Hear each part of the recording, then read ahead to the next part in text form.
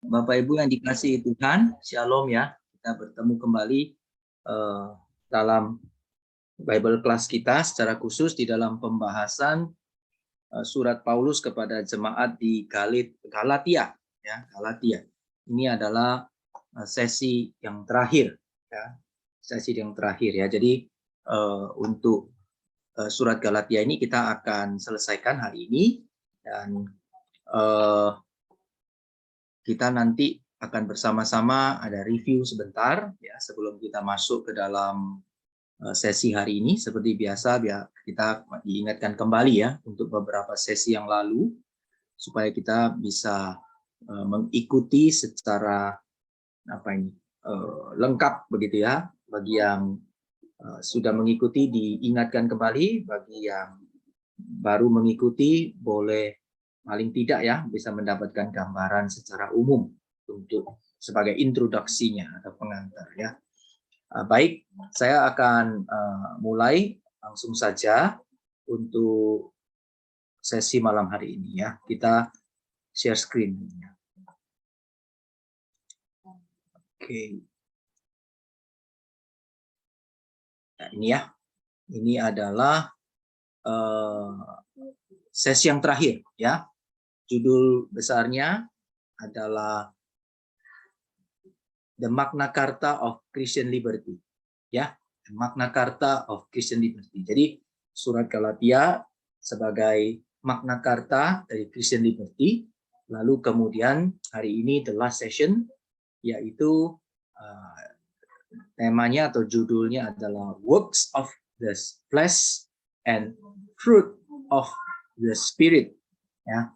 Jadi di sini kita bisa lihat saya memberikan penjelasan sedikit berkaitan dengan poster yang dibagikan karena saya setiap kali membuat poster selalu ada kaitannya gitu ya. Nah, yang pertama selalu ada ini ya.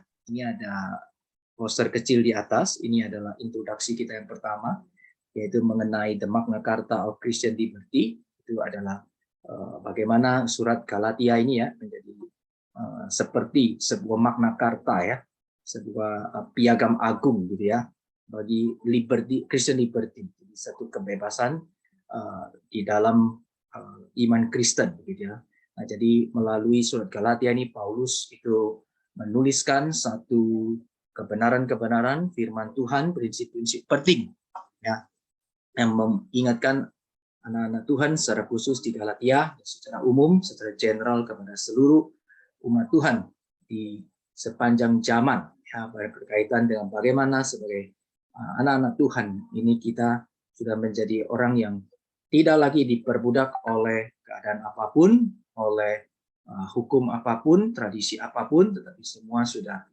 dibebaskan di dalam Kristus ya. Nah, jadi kita bisa lihat ini sebagai seperti sebuah piagam agung gitu ya. Nah, kemudian yang kedua, waktu kita melihat ini poster yang ada dua tangan begitu ya yang saling beradu. Ini kita bisa melihat berarti di dalam bagian ini ya kita bisa melihat bagaimana kita akan membahas ini ada namanya works of the flesh and fruit of the spirit. Ini adalah satu kondisi ya, ada dua force, dua kekuatan ya, yang ada di dalam kehidupan manusia, khususnya juga anak-anak Tuhan ya, di mana di sini kita bisa lihat meskipun sebagai orang yang sudah percaya kita harus mewaspadai ya, jangan sampai kita bagaimana hidup sudah menjadi ciptaan baru tetapi hidupnya belum ya, atau hidupnya itu masih masih kepada hal-hal yang lama. Tapi kita harus ingat bahwa kita tidak lagi menjadi milik daripada dunia ini atau hidup menurut kedagingan dan nafsu-nafsunya, tetapi kita seharusnya hidupnya itu adalah bagaimana taat kepada pimpinan Tuhan. Ya, jadi ini secara gambaran umum yang bisa kita lihat melalui poster ya. Nah, di dalam surat Galatia ini saya membahas 4 sesi. Sesi pertama lebih ke introduksi secara keseluruhan kitab Galatia dan bagaimana permasalahan yang ada, dan juga di dalamnya saya menjelaskan mengapa saya memilih judul besarnya adalah the Magna Carta of Christian Liberty itu, ya. Nah, setelah itu kita lihat sebentar, kita membahas 3 sesi sampai hari ini ya. Ini hari yang saya terakhir. Sesi yang kedua itu sudah mulai seri. Ini sudah ada semacam ada 2 hal yang kita terus bahas bersama-sama, tetapi di dalam tema yang berbeda-beda ya. Yaitu yang pertama itu adalah law and grace ya. Ini tema ya di sesi kedua kita bahas law and grace. Kemudian berikutnya kita sudah membahas yang namanya slaves but sons ya, no longer slaves but sons ya. Jadi ada 2 hal ini ya, 2 tarikan begitu ya, atau 2 hal yang bersifat secara sepertinya itu bertolak belakang gitu ya, berlawanan gitu ya, diperbandingkan ya. Jadi law, hukum dan kasih karunia, kemudian ada slaves, budak, dan anak ya, bukan lagi menjadi budak tetapi sudah diangkat menjadi anak-anak ya. Dalam hal ini berarti yang mewarisi ya sebagai anak-anak Allah. Jadi boleh mewarisi apa yang menjadi ya berkat-berkat yang diberikan Tuhan kepada umatnya. Nah, hari ini secara khusus kita membahasnya adalah flesh and spirit. Nah, jadi kita bisa lihat ya di dalam seluruh kitab Galatia, kita bisa menyoroti secara khusus. Nah, melalui kelas-kelas seperti ini, kita bisa dibawa untuk boleh memahami, oh ternyata dalam surat Galatia yang kita lihat itu secara tulisan, dan kemudian kita waktu membahasnya secara sesi per sesi, kita coba melihat ayat yang natsat, perikop yang di dalamnya, kita bisa memberikan satu gambaran yang lengkap bagaimana Paulus waktu menyatakan tentang bagaimana di dalam piagam ya, sebagai piagam agung ya berkaitan dengan kemerdekaan atau kebebasan daripada anak-anak Tuhan itu, dia bicara ini 3 seri ya, ini 3 seri ini. Jadi ini seri yang bisa bicara tentang law and grace, sebagai hukum dan grace, bagaimana dulu ya itu ada di dalam hukum, bagaimana terikat di dalam hukum, dan bagaimana ketika manusia itu mau taat kepada hukum Taurat sebenarnya itu kesulitan sekali. Justru itu menjadi satu hal yang mengingatkan manusia tidak mungkin bisa kecuali Tuhan berikan anugerahnya. Maka ketika Kristus datang, anugerah itu diberikan, manusia baru bisa mengalami yang namanya true liberty atau kebebasan yang sejati, law and grace itu ya. Nah, kemudian kita bisa lihat berikutnya ada bicara juga mengenai dulu itu budak. Budak apa? Budak dosa. Diikat oleh dosa.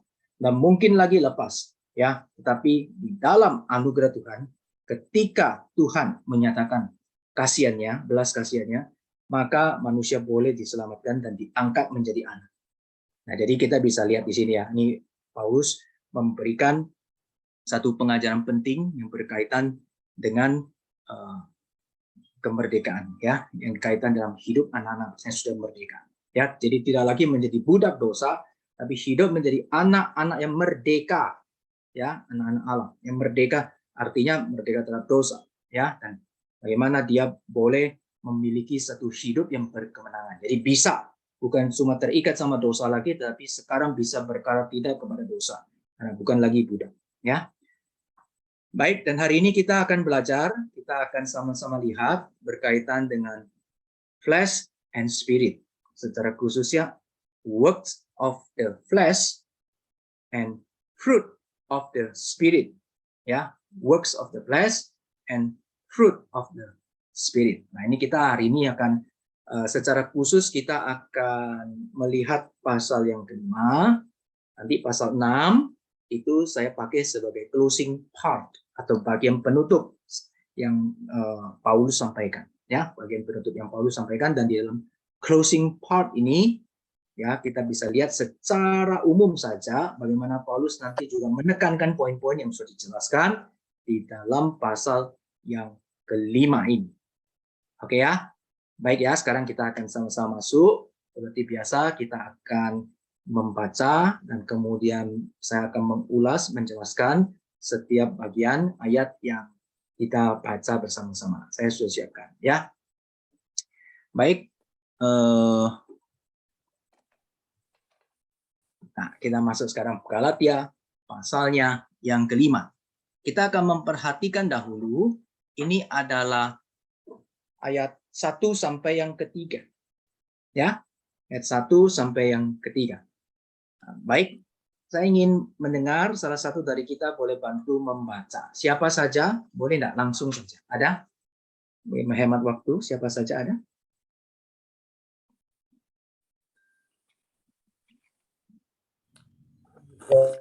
Terus Kurang keras, Albert, suaranya halo mungkin? halo. Ini Halo, baca ya. kurang keras, Bet. Halo. Cek. Halo bentar. Saya 1 2. Ya, sudah. Thank Ah, you. Silakan, ini Bet. saya. Bentar. Galatia 5 ayat 1 sampai 3, pasal 5 ayat 1, supaya kita sungguh-sungguh merdeka, Kristus telah memerdekakan kita. Karena itu berdirilah teguh dan jangan mau lagi dikenakan perhambaan. Pasal 5 ayat 2, sesungguhnya aku, Paulus, berkata kepadamu, jikalau kamu menyunatkan dirimu, Kristus sama sekali tidak akan berguna bagimu. Pasal 5 ayat 3, sekali lagi aku katakan kepada setiap orang yang menyunatkan dirinya, bahwa ia wajib melakukan seluruh hukum Taurat. Oke, thank you, Albert. Ya. Nah, jadi Bapak Ibu yang dikasih Tuhan, ya, dan rekan-rekan yang hadir ya, saudara sekalian, kita lihat di dalam pasal 5 ayat 1 itu sepertinya bukan dimulai dengan satu kalimat yang independen, ya, artinya langsung terbebas dari sebelum, tidak. Sepertinya ada kalimat yang ada kaitan dengan sebelumnya, betul ya? Karena memang di dalam surat-surat di dalam Alkitab, ya, nats-nats di dalam Alkitab itu sebenarnya itu sambung menyambung menjadi satu, ya, seperti kepulauan di Indonesia, ya. Oke, jadi itu untuk memudahkan kita, maka LAI dan kemudian lembaga-lembaga Alkitab juga yang secara internasional diberikan natsnya, gitu ya, pasal 1, ayat 1 dan seterusnya. Sebenarnya semua itu surat nyambung seperti kita tulis surat, gitu. Nah, mereka kemudian baru dibagikan supaya memudahkan kita itu boleh mencari natsnya dan kemudian menghafal dan tahu di mana tempatnya, begitu ya. Nah, jadi kita mesti lihat bahwa ketika pasal 5 ayat 1 dikatakan supaya kita sungguh-sungguh merdeka, berarti pasal 4 itu yang minggu lalu kita sudah bahas, itu bicara soal bagaimana diperbudak, dari dosa kemudian dimerdekakan. Kira-kira gitu ya. Jadi punya gambaran ya. Jadi Paulus sudah membahas itu, jadi tidak ada lagi perhambaan. Ya, tidak ada lagi bagaimana setiap orang yang sudah percaya itu mereka bukan lagi menjadi budak atas dosa. Ya. Nah, oleh sebab itu secara khusus di dalam isunya ini adalah sunat.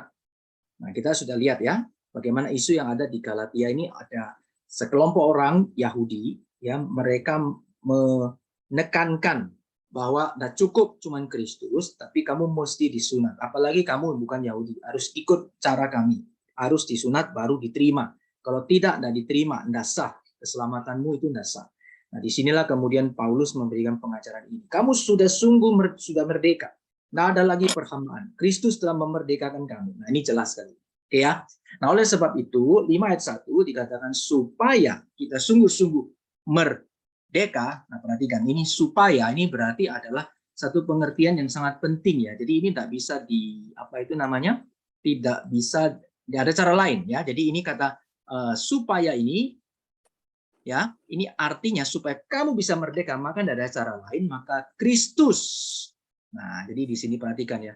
Ini satu surat Paulus itu membahas dalam seluruh surat-suratnya, dalam hidupnya, dia sangat Kristus-sentris, Bapak Ibu sekalian. Oleh sebab itu, kita menjadi anak-anak Tuhan harus ingat seluruh hidup kita itu harus Kristus-sentris. Kristo itu Kristus, sentris pusat. Hidup kita harus Kristus menjadi pusat. Ada apa-apa, ya, kita lihat Kristus dalam hidup kita. Kristus seperti apa? Kita ikut dia. Karena kita pengikut Kristus. Kristen dong, orang Kristen pengikut Kristus. Oleh sebab itu, Kristus menjadi pusat. Termasuk dari sejak awal. Dari sejak manusia itu belum dimerdekakan, ketika dia merdeka, itu pun karena Kristus. Dan perhatikan kata waktu, ya, keterangan waktu yang dipakai itu adalah telah. Ya. Jadi Kristus telah memerdekakan kita. dan sudah merdeka, itu ya, telah memerdekakan kita. Nah, ini menunjukkan bahwa Paulus kasih tahu kepada jemaat di Galatia, karya Kristus sudah tuntas dan Kristus telah ya menggenapi seluruh itu apa? Karya keselamatan dan bagi umatnya, termasuk kamu yang sudah percaya, orang-orang di Galatia, jemaat Galatia. Nah, oleh sebab itu kita sungguh-sungguh merdeka. Kristus telah memerdekakan kita. Nah, ini menjadi satu statement, boleh dikatakan 5 ayat 1 yang awal ini menjadi satu kesimpulan yang di-highlight oleh Paulus ya di bagian masuk di dalam pasal 5 dalam pembagian berikutnya ketika Paulus mulai mau membahas tentang bagaimana ini works of the flesh. Jadi ini bagaimana works itu kayak kerja atau juga segala hal yang berkaitan ya atau perbuatan ya, dari perbuatan yang berkaitan dengan flesh kedagingan dengan apa itu? Fruit of the spirit. Fruit adalah buah, spirit adalah roh, gitu ya. Nah, jadi ini menjadi satu pengantar yang satu summary kecil tapi yang jelas. Kristus telah memerdekakan kita. Maka kamu merdekanya adalah sungguh-sungguh. Sungguh-sungguh maksudnya ya sudah bukan yang semu ya, bukan yang palsu, tapi yang sungguh ya, yang benar-benar merdeka. Nah, karena itu Paulus bilang, karena Kristus telah memerdekakan kamu juga bukan karena kamu sudah dapat anugerah itu dan kamu sudah merdeka, maka berdirilah teguh, jangan mudah diombang-ambing ya. Jangan mudah diombang-ambing, jangan mau lagi dikenakan kuk gitu ya. Nah, jadi harus mengerti. Nah, di dalam kehidupan kita ya, ini sedikit refleksi bagian ini. Saya ingin kita refleksi supaya saya juga tidak lupa. Kita seringkali ya kita masih di ini ya apa itu namanya, ada digoda lah ya atau diikat oleh hal-hal lama ya, kebiasaan-kebiasaan kita yang lama gitu. Masih kebiasaan itu menjadi satu habit gitu ya, satu kebiasaan yang mungkin kita masih sulit untuk tinggalkan. Nah, oleh sebab itu kita mesti ingat ya, jangan mau lagi kita dikenakan kuk karena manusia yang lama, iblis dan dunia ini berusaha untuk kasih tahu kita kamu belum merdeka. Ya, nah ini Paulus kasih tahu. Ingat, Kristus yang memerdekakan kamu, bukan kamu. Ya, kalau kamu sendiri tidak bisa. Nah, Kristus yang telah memerdekakan kamu itu karena anugerah, maka kamu berdirilah teguh. Ingat senantiasa, ketika ada godaan, ketika ada apapun juga yang berusaha untuk menarik kamu kembali, lihat, saya harus berkata bahwa Kristus telah memerdekakan saya. Saya sudah milik Kristus, bukan lagi menjadi milik daripada dunia ini. Gitu ya. Oke. Kemudian setelah itu kita bisa lihat ada pergerakan ya, bagaimana Paulus kemudian masuk ke dalam isunya. Oke, dalam isu yang sedang terjadi. Jadi di awal itu ada pemaparan tentang isu yang terjadi. Ini berkaitan dengan tadi yang saya sudah bilang ya. Ada permasalahan berkaitan dengan ceremonial law itu adalah satu hukum yang bersifat seremoni yang ada di dalam Perjanjian Lama. Ya, jadi kalau kita melihat bagian ini itu kita sudah bahas di bagian yang law and grace ya. Nah, di dalam bagian ini dalam hukum Perjanjian Lama yang ini berkaitan dengan sunat, ini sifatnya kan seremoni. Nah, di dalam bagian ini itu Paulus mulai lihat ini karena sudah mau akhir ya, pasal 6 kan sudah closing. Paulus sudah closing. Pasal 5, nah Paulus tegaskan.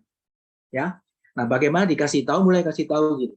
Kalau kamu terima dan kalau kamu ikut daripada pengaruh orang-orang yang bilang harus kamu disunat, baru kamu sama seperti kami orang Yahudi. Ya misalnya, ikut ini, terima ini sunat, baru kamu nanti sah, baru kamu nanti bisa selamat. Nah, ini Paulus mengatakan jikalau kamu menyunatkan dirimu, maka Kristus sama sekali tidak akan berguna bagimu. Nah, ini adalah satu kalimat yang cukup tegas yang Paulus kasih tahu, atau dengan kata lain itu seperti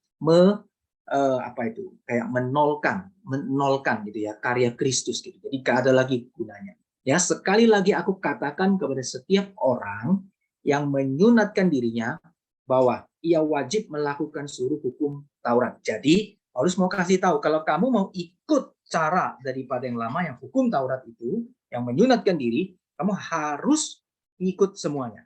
Jadi kamu harus melakukan seluruh hukum Taurat, nggak boleh salah. Kalau kamu salah, maka itu juga nggak mungkin kamu bisa benar di hadapan Tuhan dan kamu harus tanggung itu dosa-dosamu. Ya, di dalam bagian ini Paulus ajak mereka berpikir dan kasih tahu mereka, kalau kamu ikut hukum Taurat dan pakai itu, maka Kristus sama sekali tidak akan berguna bagimu. Ya, nah tapi kamu harus bisa melakukan seluruh hukum Taurat itu. Nah, dengan kata lain sebenarnya kan tidak bisa, karena justru hukum Taurat itu menunjukkan kepada kita sebagai cermin ya bahwa manusia tidak mungkin sanggup, oleh sebab itu tidak mungkin benar di hadapan Tuhan dan tidak mungkin bisa selamatkan dirinya. Oleh sebab itu Allah menyiapkan jalannya, yaitu Allah mengutus anaknya yang tunggal, mengirimkan Yesus Kristus untuk datang berinkarnasi ke dunia ini menjadi manusia.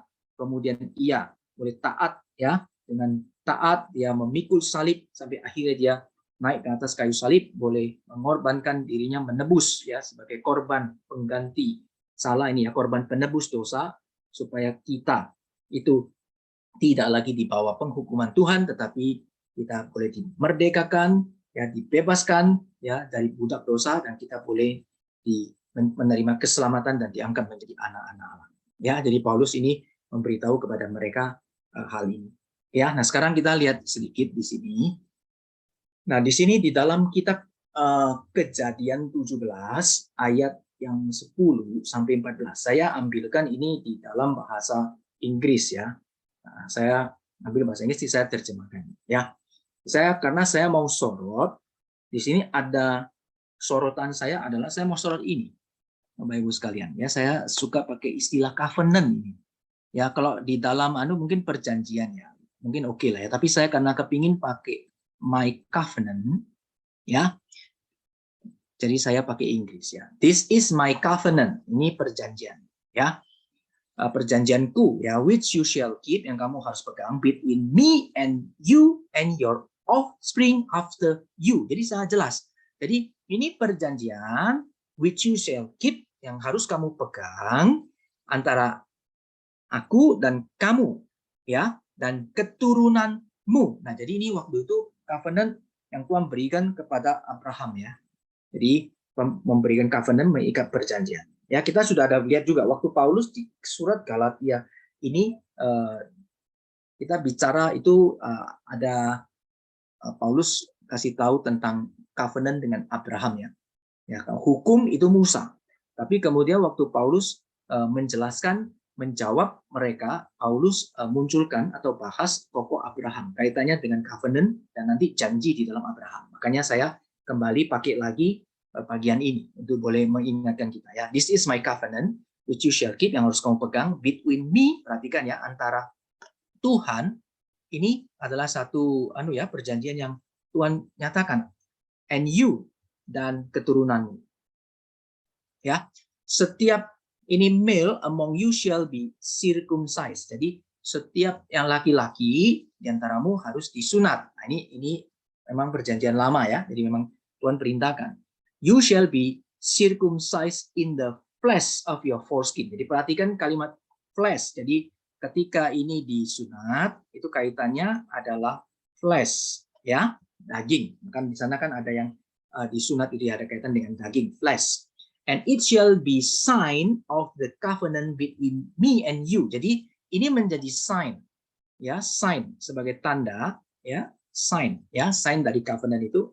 Nah, so shall my covenant be in your flesh, an everlasting covenant. Jadi ini menunjukkan satu tanda, sehingga itu menjadi tanda kamu sudah menjadi milikku. Ini covenant, ya, Tuhan sudah berikan, Tuhan sudah berjanji.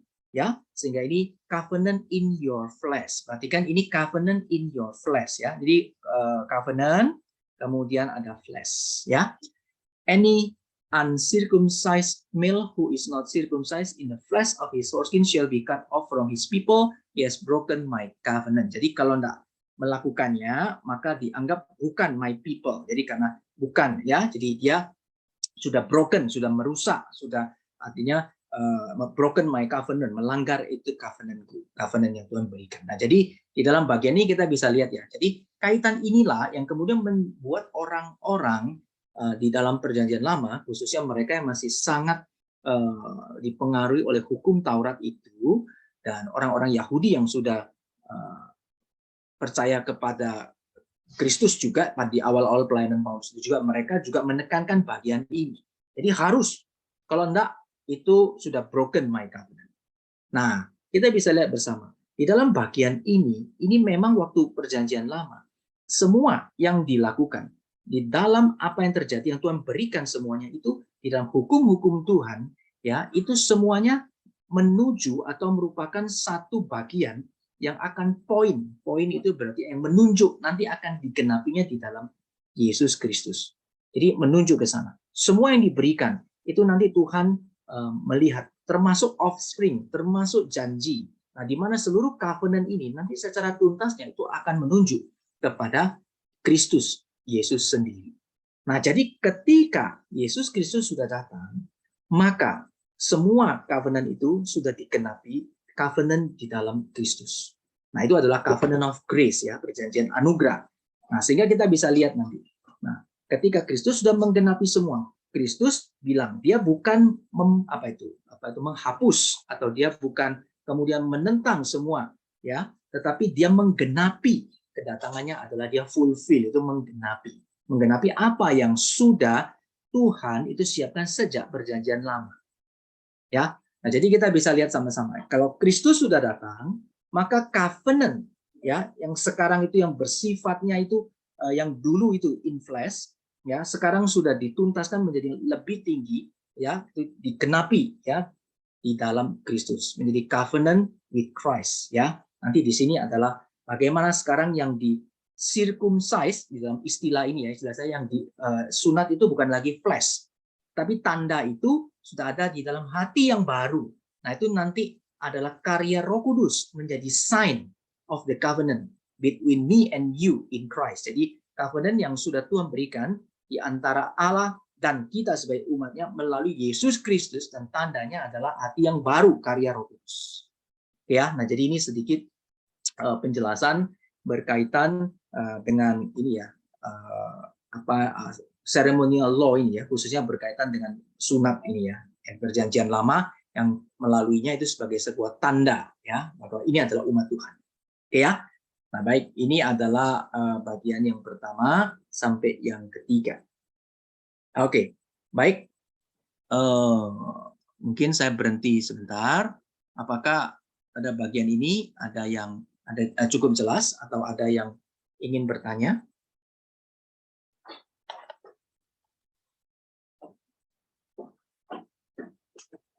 Jelas, ya? Oke, kalau jelas saya lanjutkan. Sekarang kita masuk berikutnya adalah kita akan masuk berikutnya sebentar. Nah, ini bagian kedua adalah ayat 4 sampai 12. Ya, ayat 4 sampai 12. Nah, sekarang kita baca secara, saya langsung baca saja, ya, biar waktu nggak usah diulang, ya. Kamu lepas dari Kristus, ini Paulus bilang, ya, kamu lepas dari Kristus jikalau kamu mengharapkan kebenaran oleh hukum Taurat. Nah, jadi kita lihat di sini, kalau kamu masih ikut yang old, yang lama, padahal yang baru sudah datang, berarti kamu tetap masih ikut yang lama, kamu nggak ikut yang baru, berarti lepas dari Kristus. Ya, nah ini adalah sesuatu hal yang Paulus mau ingatkan. Ya, kalau sesuatu yang baru sudah datang, sebenarnya yang lama itu sudah digantikan atau sudah digenapi. Kalau bahasa yang lebih tepat yang dipakai, ya, mungkin saya lebih pakai itu adalah yang digenapi di dalam Kristus. Ya, yang bayang-bayang, kita menantikan bayang-bayang.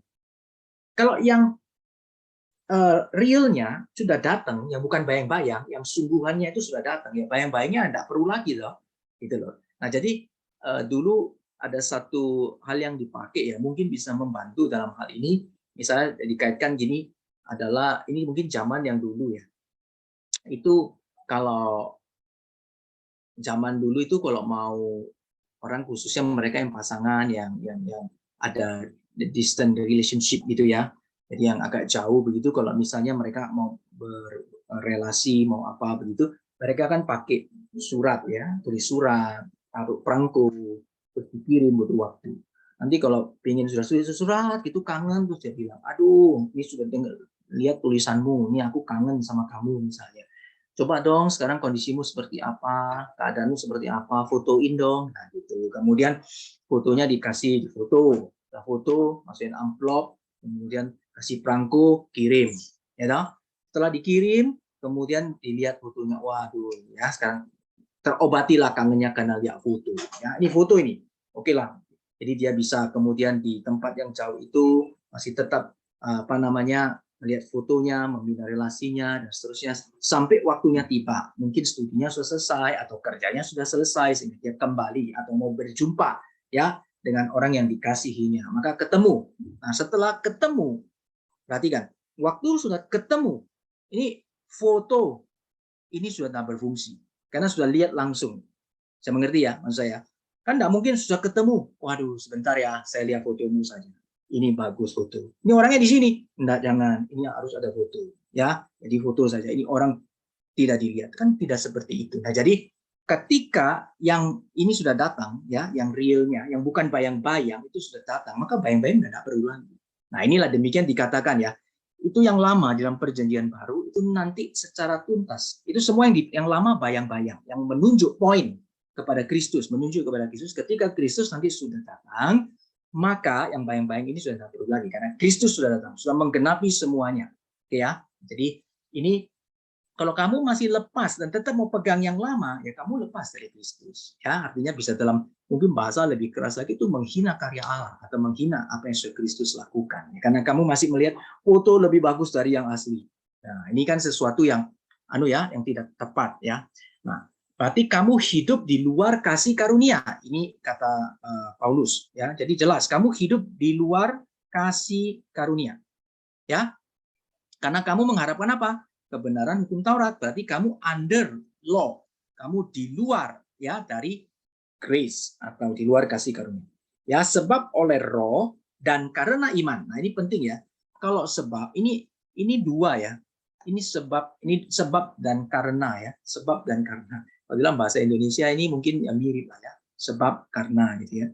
Nah, sebab oleh roh. Jadi kita mesti lihat dulu yang pertama kali yang dimulai itu adalah karya roh. Ya. Kalau tidak mungkin bisa beriman. Jelas ya. Nah, waktu kita coba melihat secara spesifik, kemudian kita coba membaca ya secara perlahan dan kita coba melihat makna yang terkandung di dalam firman Tuhan. Nah, kita bisa melihat Paulus sangat jelas.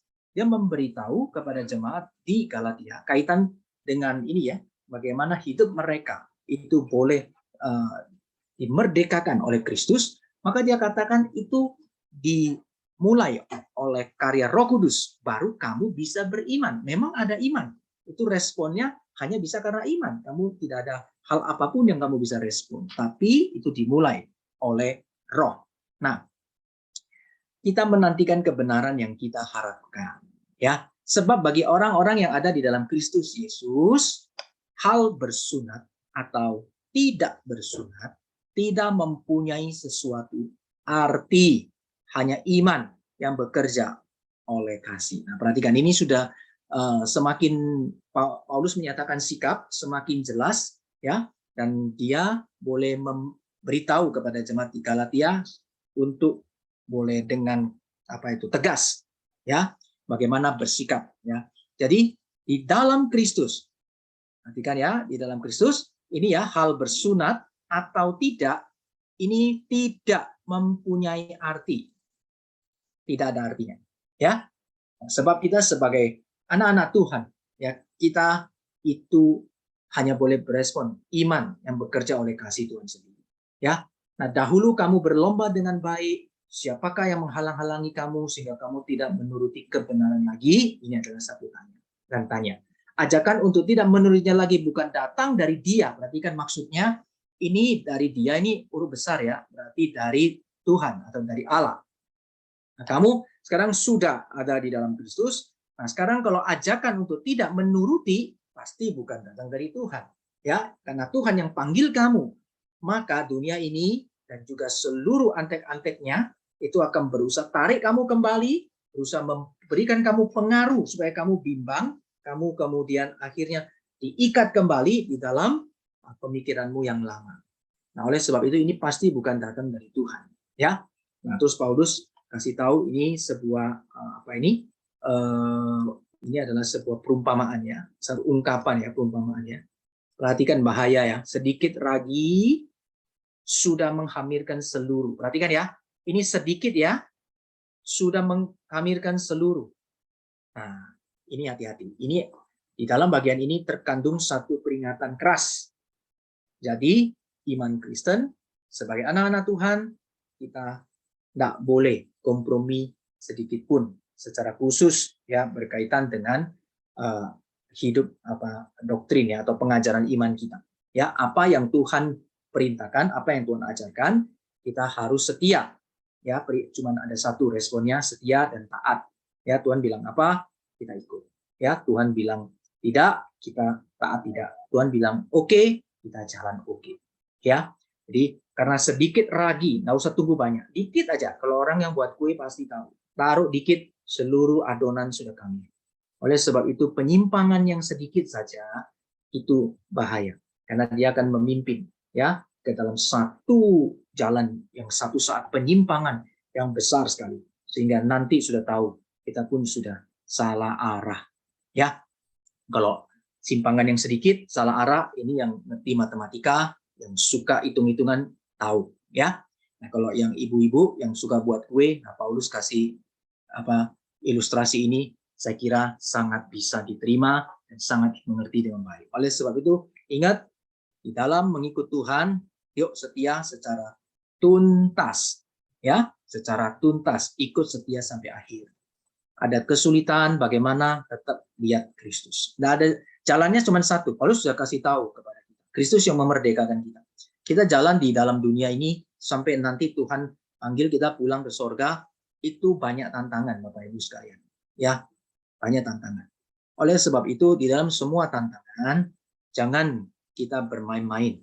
Jangan kita juga mudah ragu. Jangan kita mudah menjadi kecil hati. Dan jangan kita bagaimana akhirnya kita menyalahkan Tuhan. Ya, tapi baiklah kita selalu susah bagaimanapun bilang sama Tuhan. Tuhan tolong saya. Saya mungkin susah ya untuk bisa percaya, tapi saya mau percaya. Tolong saya yang lemah ini. Saya mau tetap ikut Tuhan, tetap mau sembah Tuhan, tetap mau melayani Tuhan, tetap mau menjadi anak Tuhan seumur hidup saya. Nah, itu jadi kita tidak ada ruang untuk sedikit lagi. Ya, baik. Nah, dalam Tuhan, aku yakin tentang kamu, bahwa kamu tidak mempunyai pendirian lain daripada pendirian ini. Nah, jadi apa yang diajarkan Paulus melihat, ini ada satu konsep tentang kaum pilihan ya, karena Paulus yakin. Memang di Galatia itu tidak semua pastinya, karena ada beberapa orang yang pasti masuk terpengaruh, tetapi ada yang yakin, ada yang tetap bagaimana setia. Maka Paulus tahu kabar ini karena ada yang memberi tahu, gitu ya, memberikan kabar kepada Paulus, sehingga kemudian Paulus menuliskan surat dan melalui jemaat ini juga mereka kembali kemudian diberitahukan atau dibacakan surat Paulus kepada mereka, sehingga jemaat di sana boleh ditenangkan, boleh diajar dengan baik. Ya, nah jadi dalam bagian ini Paulus jelas sekali berkaitan dengan kaum pilihan Tuhan, bahwa dia yakin ya bahwa kamu yang sudah sungguh-sungguh menjadi umat pilihan Tuhan, pasti Tuhan akan pelihara. Pasti kamu akan mengerti pendirian ini, prinsip ini, ya. Nah, bahwa kamu sudah menjadi orang-orang yang merdeka, orang-orang yang sudah dilahir barukan oleh Roh, ya. Oke, tetapi barang siapa yang mengacaukan kamu, ia akan menanggung hukumannya, siapapun juga dia.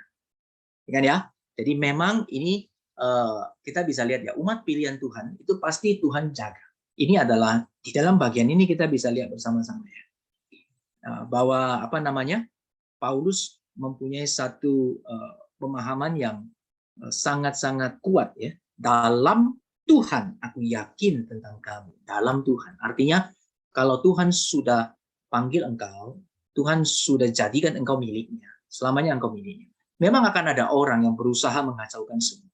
Nah, orang-orang demikian kelihatan berhasil, kelihatan mereka sukses, ya, kelihatan uang mereka enak sekali.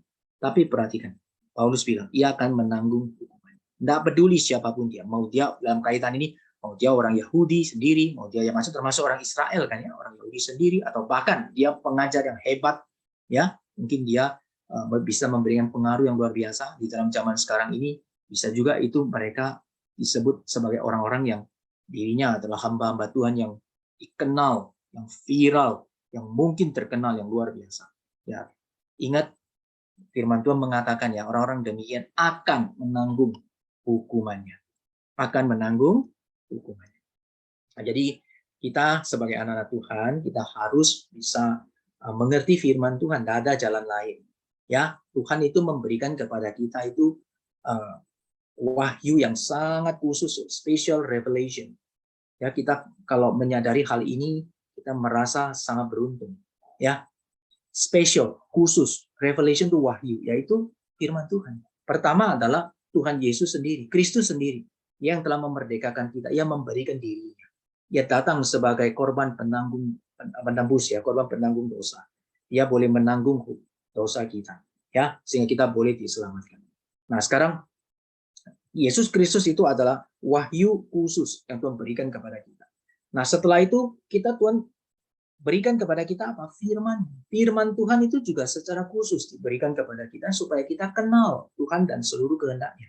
Nah, ini adalah hal yang indah. Oleh sebab itu sebagai anak-anak Tuhan, jangan puas cuma jadi, oh saya sudah percaya, saya datang setiap minggu pergi gereja, saya memberikan persembahan, saya melakukan seluruh berdoa dan seterusnya.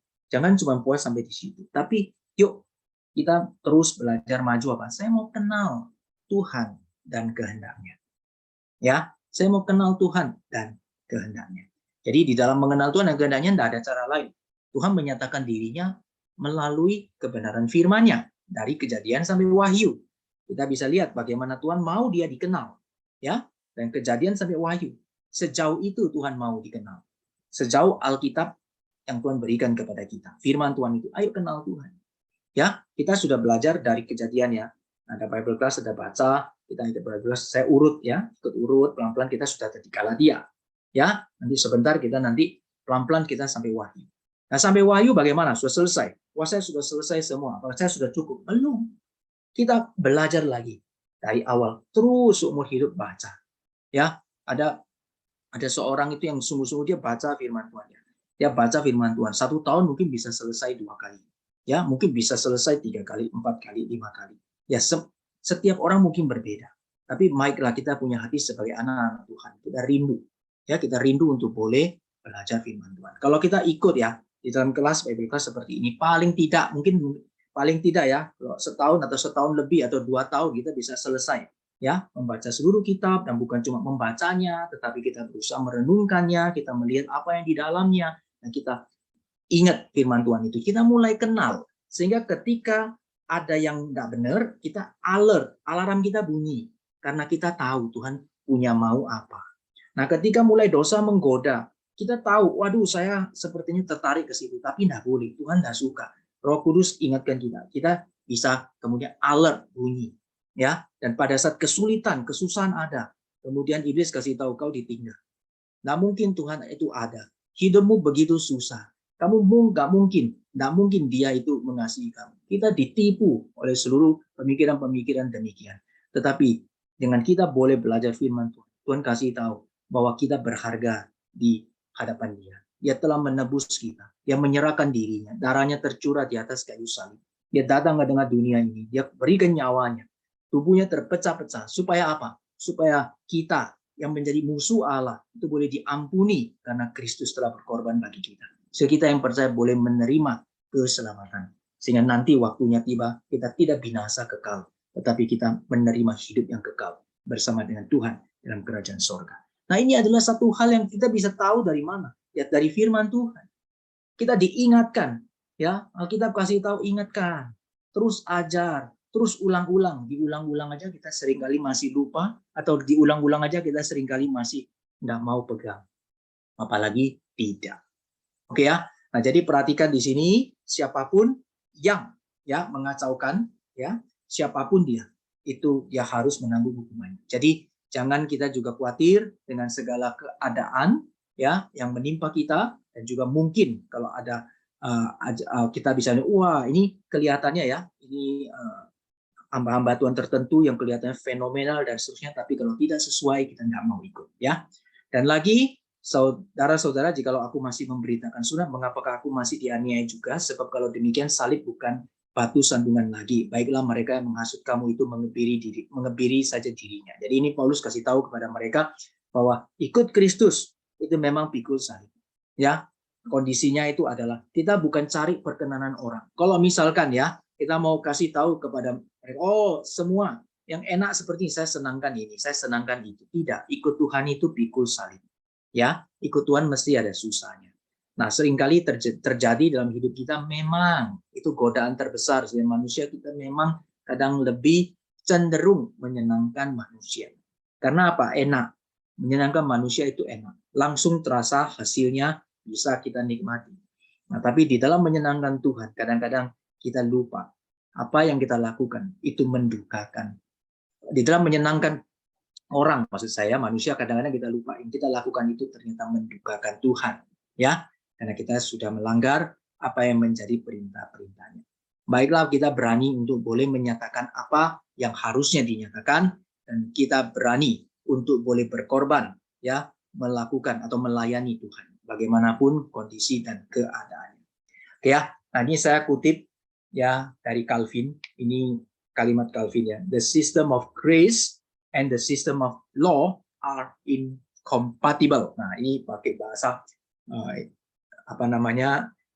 bahasa agak teknis ya. Calvin seorang lawyer juga ya, seorang yang sangat teknikal sekali dalam bahasanya. Di kondisi sekarang ini incompatible, nggak kompatibel ini biasa orang-orang ini hardware apa ya di komputer dan sebagainya sering kita temukan ini ya, nggak kompatibel, nggak cocok, gitu, nggak bisa dipasang. Kalau nggak cocok, nggak kompatibel, nggak mau nyaut ya. Jadi kalau misalkan itu harus diapa? Harus kompatibel. Nah, tapi di sini Calvin bilang begini, system of grace, jadi kasih karunia atau anugerah, sistem dari anugerah itu sama sistem dari hukum Taurat law itu ya. Kalau kita mau dalam bagian ini berarti law, hukum Taurat itu enggak kompatibel. Nah, bisa kalau kondisinya kamu mau pakai bersama-sama, kalau kamu sudah ada di dalam kasih karunia, itu Kristus sudah menggenapi semuanya. Itu sudah yang terupdate, yang paling baru gitu ya. Nah, jadi jangan dipasang dua-dua, gitu. Harus dua-dua, nggak bisa ya. Jadi itu biasanya terjadi penyimpangan, terjadi segala kesesatan itu karena mau menambahkan sesuatu kepada yang harusnya satu-satunya. Jadi misalnya Yesus plus yang lain, nah, itu bisa jadi sesat. Yesus plus hukum Taurat jadi sesat, ya. Jadi tidak boleh. Kristus ya hanya Kristus saja, ya. Oke ya. Nah, whoever wants to have a half Christ lose the whole, ya kata Calvin. Gitu. Maksudnya gini. Semua orang, barang siapa yang mau itu ya enggak apa-apa lah, saya Kristus separuh gitu ya, yang ini juga separuh, jadi dia separuh-separuh gitu, kehilangan semuanya, nggak dapat ya. Oke, baik, ini berkaitan dengan bagian yang kedua, jadi pasal 5 ayat 4 sampai yang ke-12. Oke, baik, ada pertanyaan silakan, cukup jelas.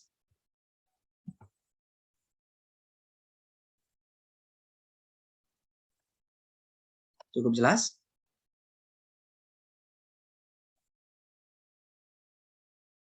Oke, kalau cukup jelas, kita lanjutkan lagi ya. Mungkin nanti di terakhir kalau ada, boleh nanti kembali lagi ya kalau teringat apa ya. Baik, kita lanjutkan. Sekarang bagian berikutnya. Oke ya, sekarang berikutnya adalah pasal 5, 13 sampai 15. Nah, saudara-saudara, memang kamu dipanggil untuk merdeka. Ya, memang kamu dipanggil untuk merdeka. Jadi ini sudah ditetapkan, ya, sudah ditetapkan bahasanya ini kalau kita sekarang ini sudah ditetapkan, ya. Jadi sudah pasti, sudah seperti demikian. Memang kamu telah dipanggil untuk merdeka, ditetapkan, ya. Nah, di sini ada kalimat tetapi ya, tetapi, ya.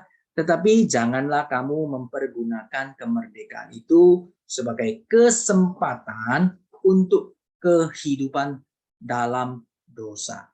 Nah, ini adalah satu hal yang Paulus coba teropong atau coba soroti. Ya, kamu sudah merdeka. Harus ingat baik-baik bagaimana menghargai kemerdekaan diberikan kepadamu. Tuhan sudah kasih. Dan Tuhan sudah kasih, ya, kalau yang sungguh-sungguh Tuhan kasih, Tuhan tidak pernah ambil kembali.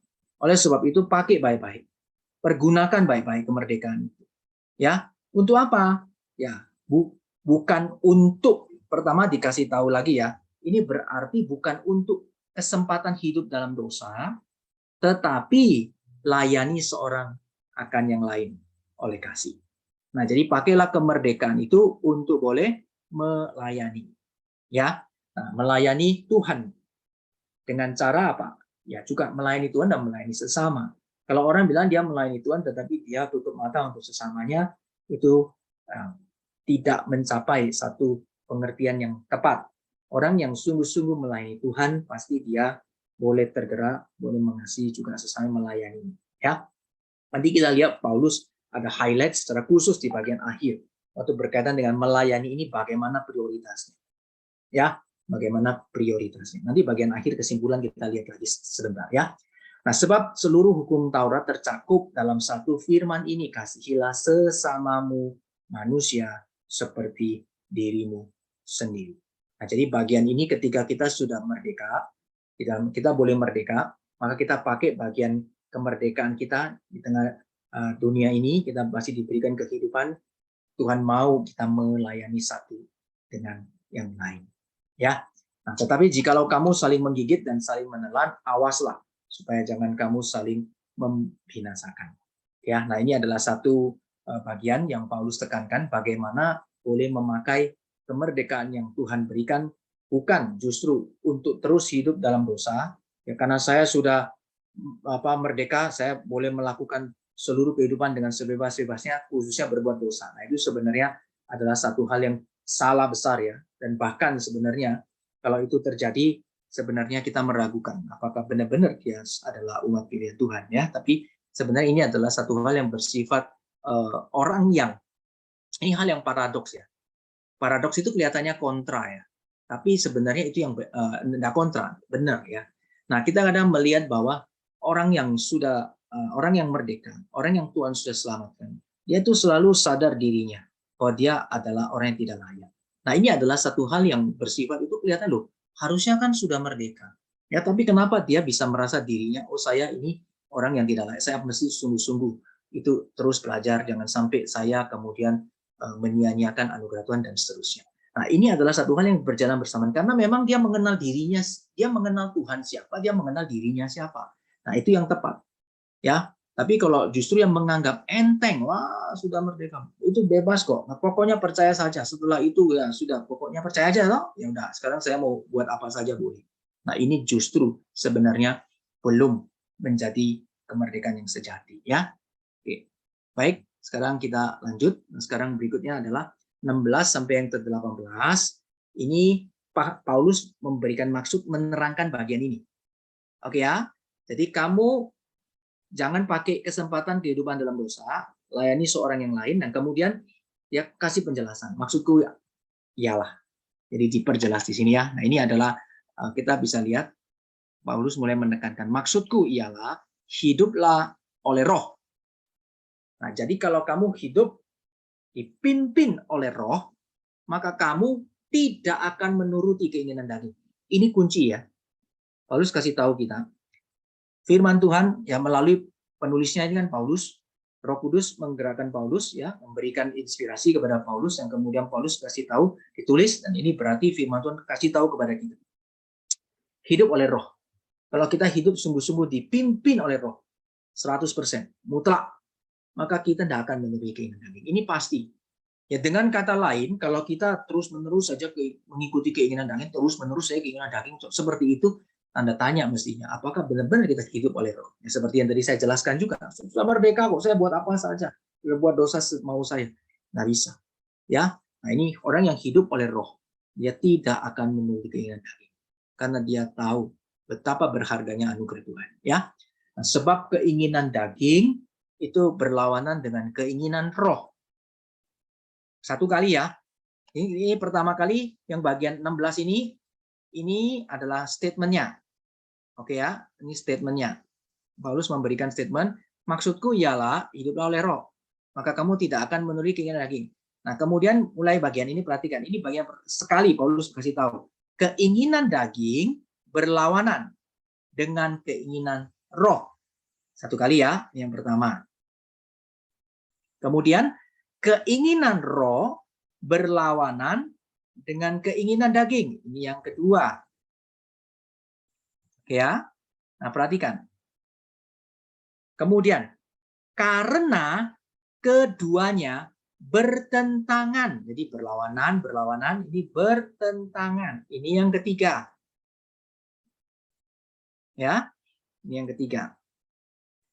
Sehingga, perhatikan, sehingga loh ya, kamu setiap kali tidak melakukan apa yang kamu kehendaki. Oke, ini dikasih tahu. Loh, kenapa ya? Saya tiap kali kok lebih mudah saya ya tergoda, jatuh, dan kemudian saya mendukakan hati Tuhan. Saya tahu, aduh, saya menyesal. Kenapa demikian? Karena Paulus kasih tahu, keinginan daging berlawanan dengan keinginan roh. Terus dibalik lagi supaya kita ingat, keinginan roh berlawanan dengan keinginan daging.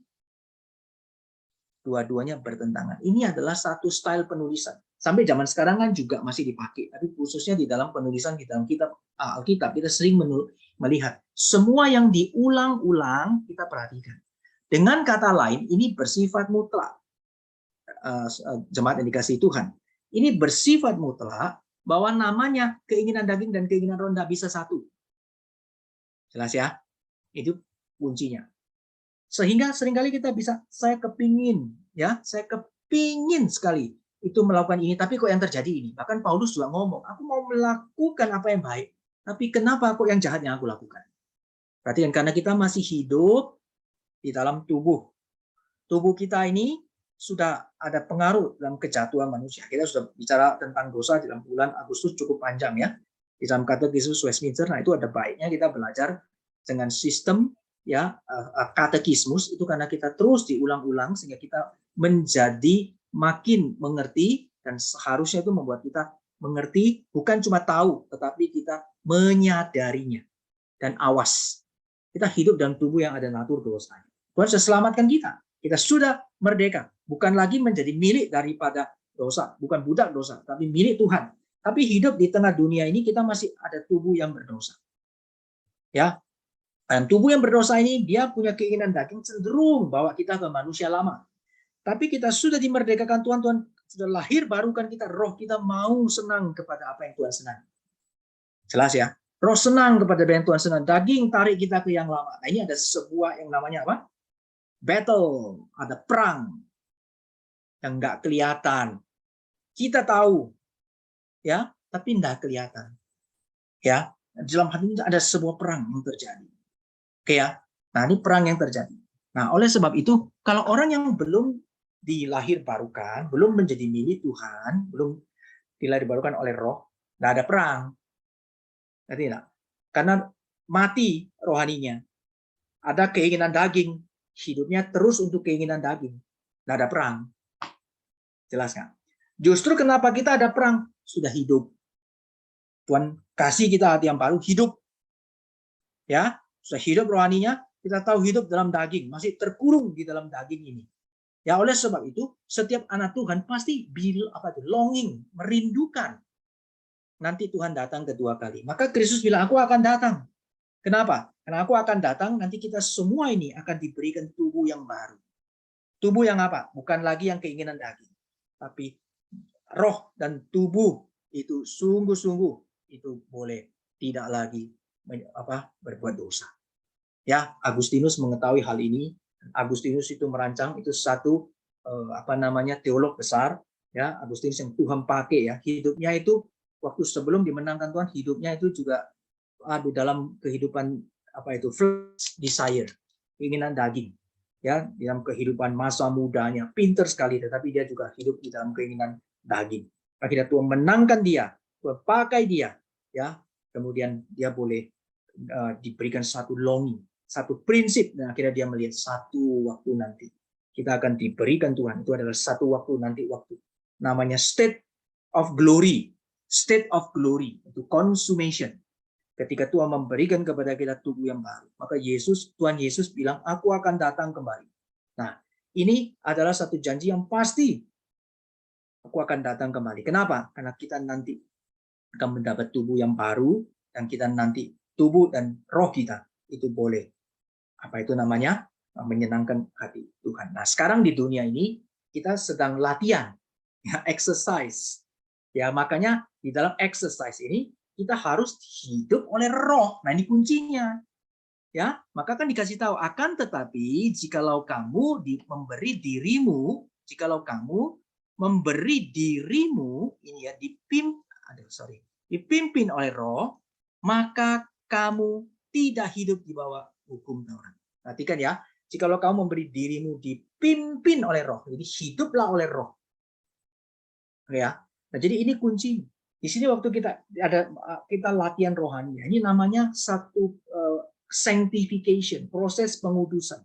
Ya, Tuhan sudah kuduskan kita. Tapi di dalam ini kita ditaruh dalam dunia lagi nih, di tengah dunia, masih hidup di tengah dunia ini ada exercise.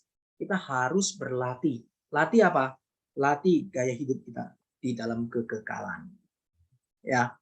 Nah, jadi saya percaya ya, setiap kita yang orang percaya anak Tuhan yang sungguh-sungguh ya, masih bisa jatuh dalam dosa. Ya. Tapi Bapak Ibu dan saya nggak akan senang. Nggak akan, wah enak ya, sudah jatuh dalam dosa, wah ini gini, saya enggak, pasti ada penyesalan. Kenapa ya saya kok mendukakan Tuhan? Saya enggak boleh lakukan ini. Saya enggak boleh. Tuhan ampuni saya. Ada air mata. Tuhan ampuni saya tolong saya bangkit lagi.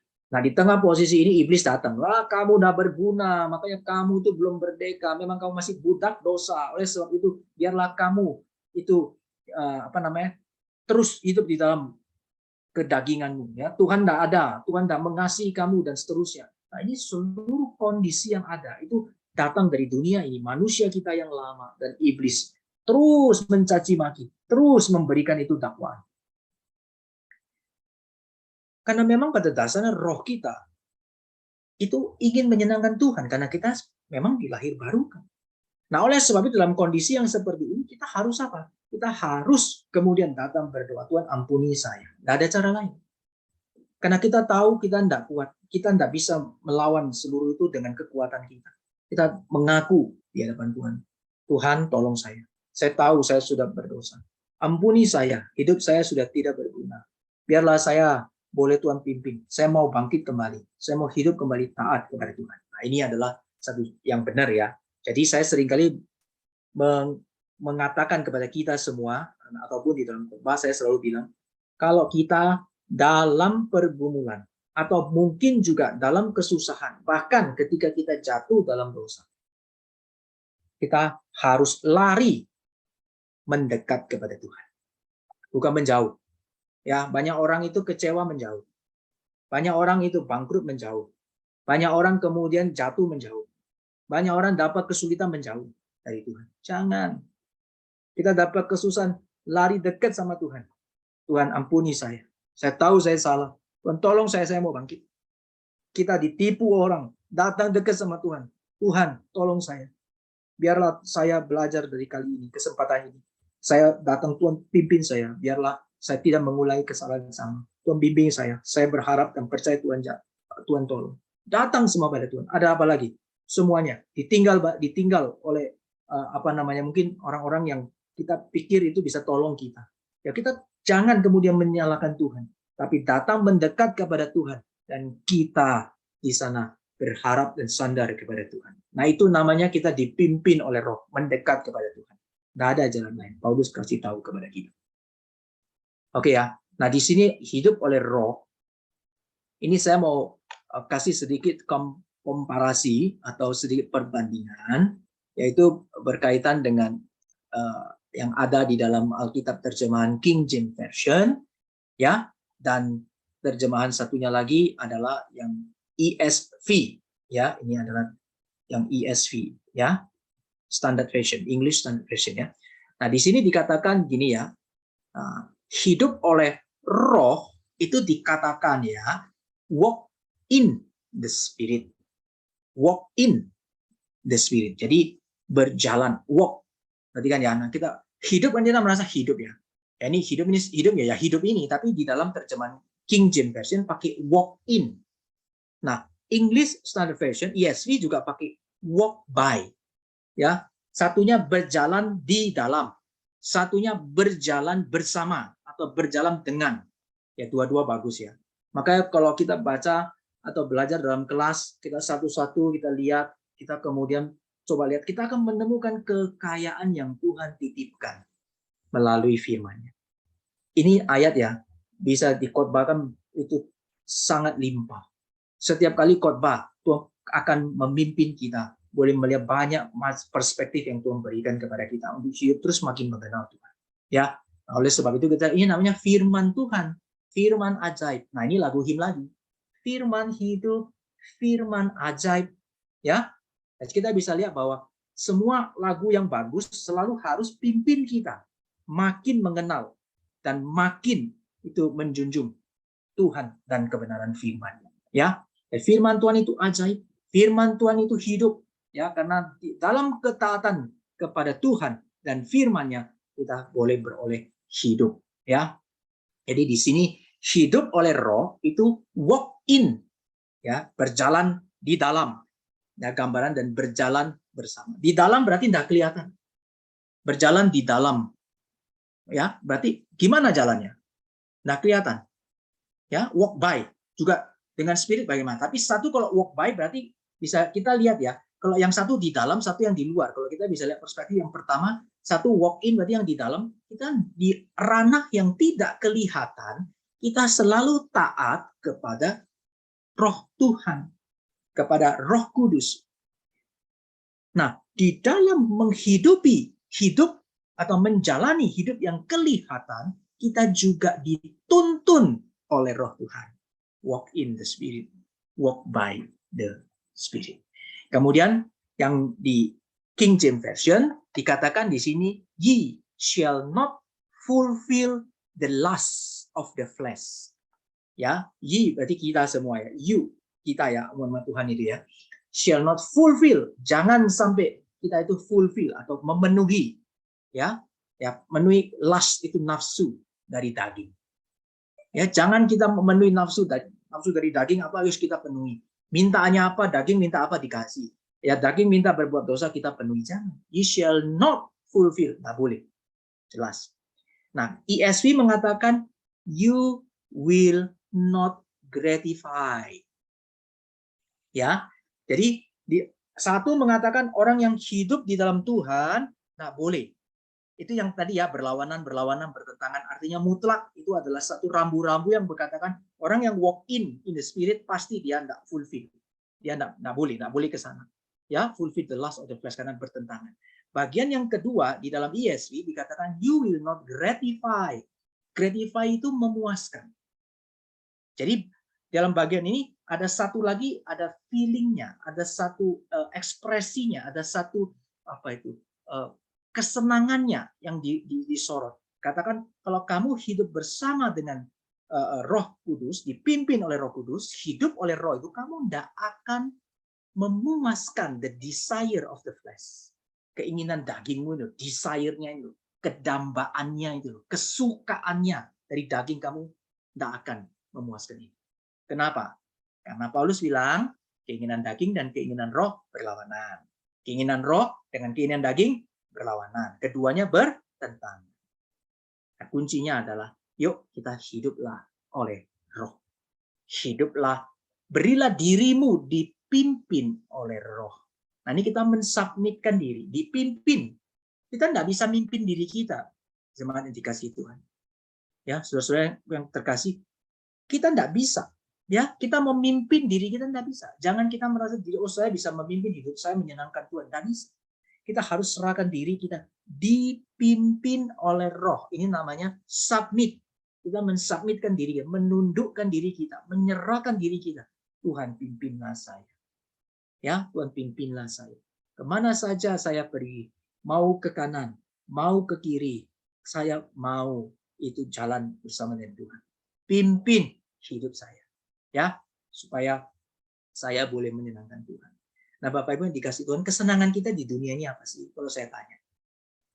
Coba jujur, jawab dah hati masing-masing. Apa sih kesenangan kita? Adakah kita boleh berkata dalam hati kita, kesenangan saya adalah saya sungguh-sungguh ingin bagaimana Tuhan itu boleh berkenan, ya, boleh disenangkan. Bagaimana kehendak Tuhan itu boleh dinyatakan. Ya, saya rindu untuk boleh senantiasa melihat bagaimana itu Tuhan itu boleh, kemuliaan Tuhan itu boleh dinyatakan. Ada nggak kita punya kesenangan seperti itu? Ya, atau kita justru banyak sekali mengatakan kesenangan kita apa? Oh, saudara saya mau mencapai satu ini apa namanya satu kehidupan yang lebih bagus lagi, yang lebih mewah. Saya mau mencapai ini, saya mau keliling seluruh dunia pada umur berapa. Saya mau punya dream itu, saya mungkin bisa memiliki mobil yang paling hebat, atau saya punya usaha berkembang yang luar biasa. Apakah itu kesenangan saya?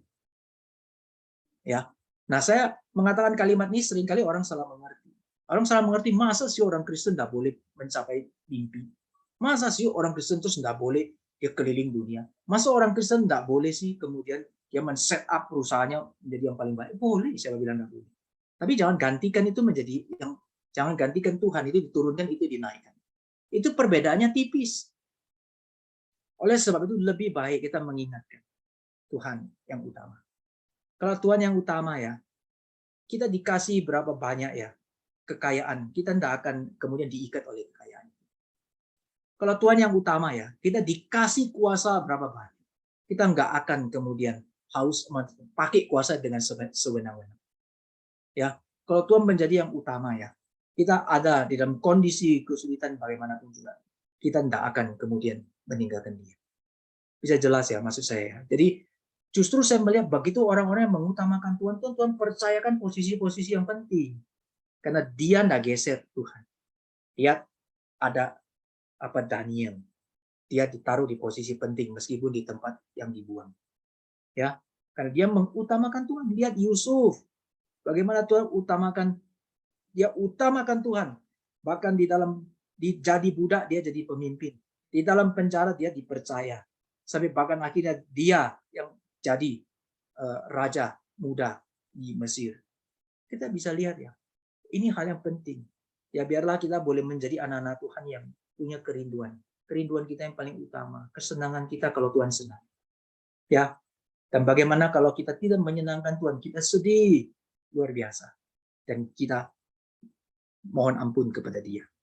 Oke ya. Nah, ini kita bisa lihat, ini dua hal berkaitan dengan hiduplah oleh Roh.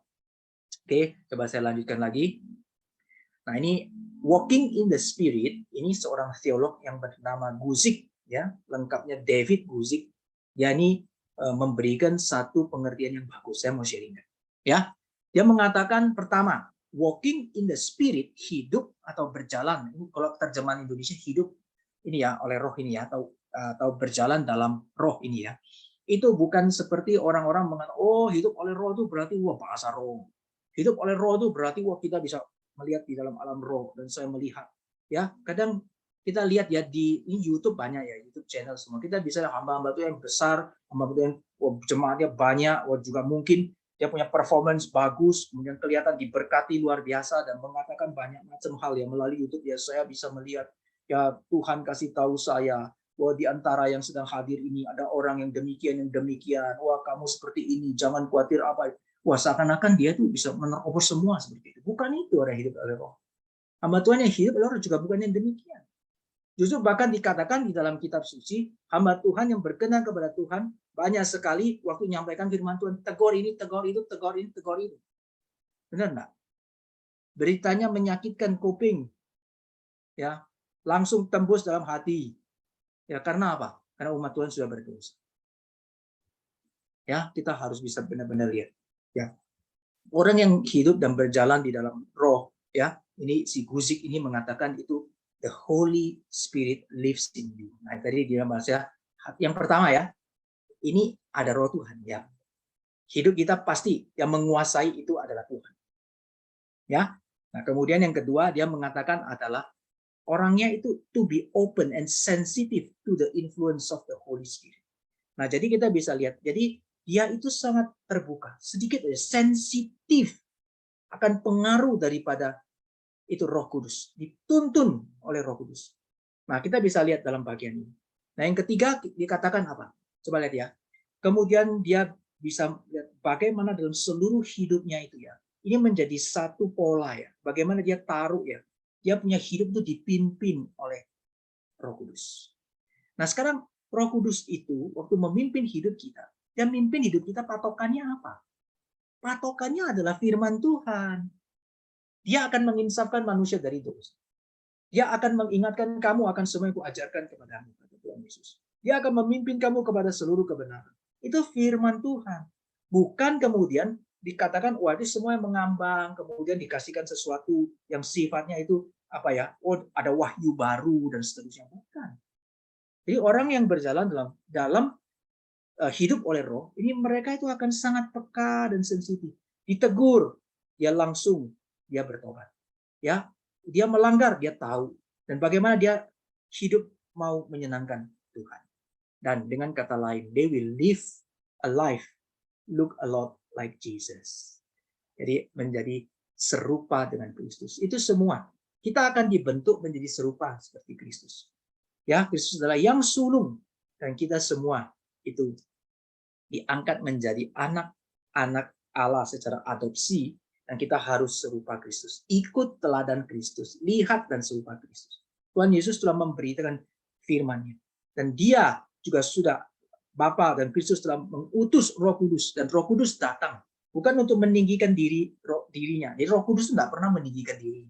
Roh Kudus selalu membawa orang kepada Yesus Kristus. Dan bagaimana dia ingatkan setiap orang ya kepada kebenaran firman Tuhan. Nah, inilah orang-orang yang walking in the Spirit. Orang-orang yang hidup oleh Roh. Nah, kalau kita sudah hidup oleh Roh, maka di sini, nah bagian ini ya, dikatakan di sini bahwa ada dua perbandingan. Mari kita lihat. Nah, ini saya paparkan saja karena ini adalah macam-macamnya di sini. Nanti ada beberapa yang saya mau sorot. Ya, kita bisa bersama-sama. Ini perbuatan daging telah nyata. Paulus kasih tahu. Perhatikan ya, ini dua kekuatan besar tadi ya, seperti di posternya itu ya. Dua force besar ini ya. Sebagai anak-anak Tuhan tetap kita masih akan berjuang ya, ada fighting ya seperti ini. Nah, perbuatan daging itu telah nyata. Nah, ada seterusnya dari ayat yang ke-19 sampai ayat yang ke-21. Dan kemudian juga, tetapi buah roh itu, perhatikan bukan cuma perbuatan daging yang telah nyata, tapi Tuhan sudah memberikan ya, kita ini juga hidup dituntun oleh roh, dipimpin oleh roh, itu adalah menghasilkan buah roh. Ya, dan seterusnya kasih, sukacita, damai, sejahtera, kesabaran, kemurahan, kebaikan, kesetiaan, kelemah lembutan, dan penguasaan diri, dan seterusnya. Ya, perhatikan di sini saya mau lihat begini ya. Ini yang mau saya tekankan, yang hidup yang roh ini ya. Karena dengan hidup roh ini pasti kita buang, skip perbuatan daging ya. Barang siapa menjadi milik Kristus, perhatikan dia telah menyalibkan ya daging dengan segala hawa nafsunya dan keinginannya.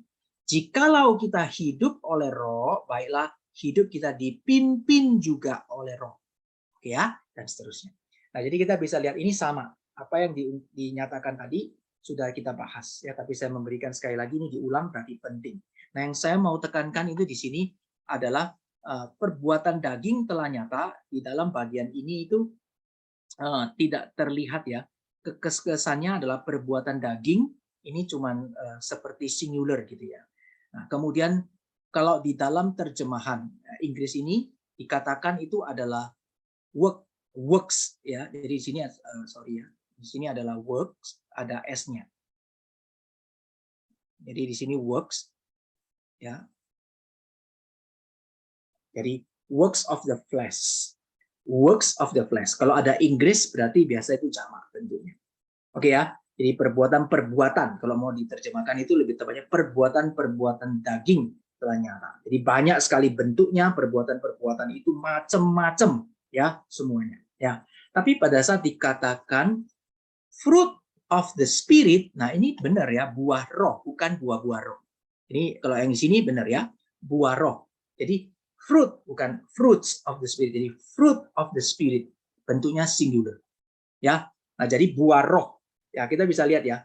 Bagaimana kunci penting di sini kita bisa lihat. Jadi orang yang dipimpin oleh roh, maka dia hidupnya itu akan menghasilkan buah roh.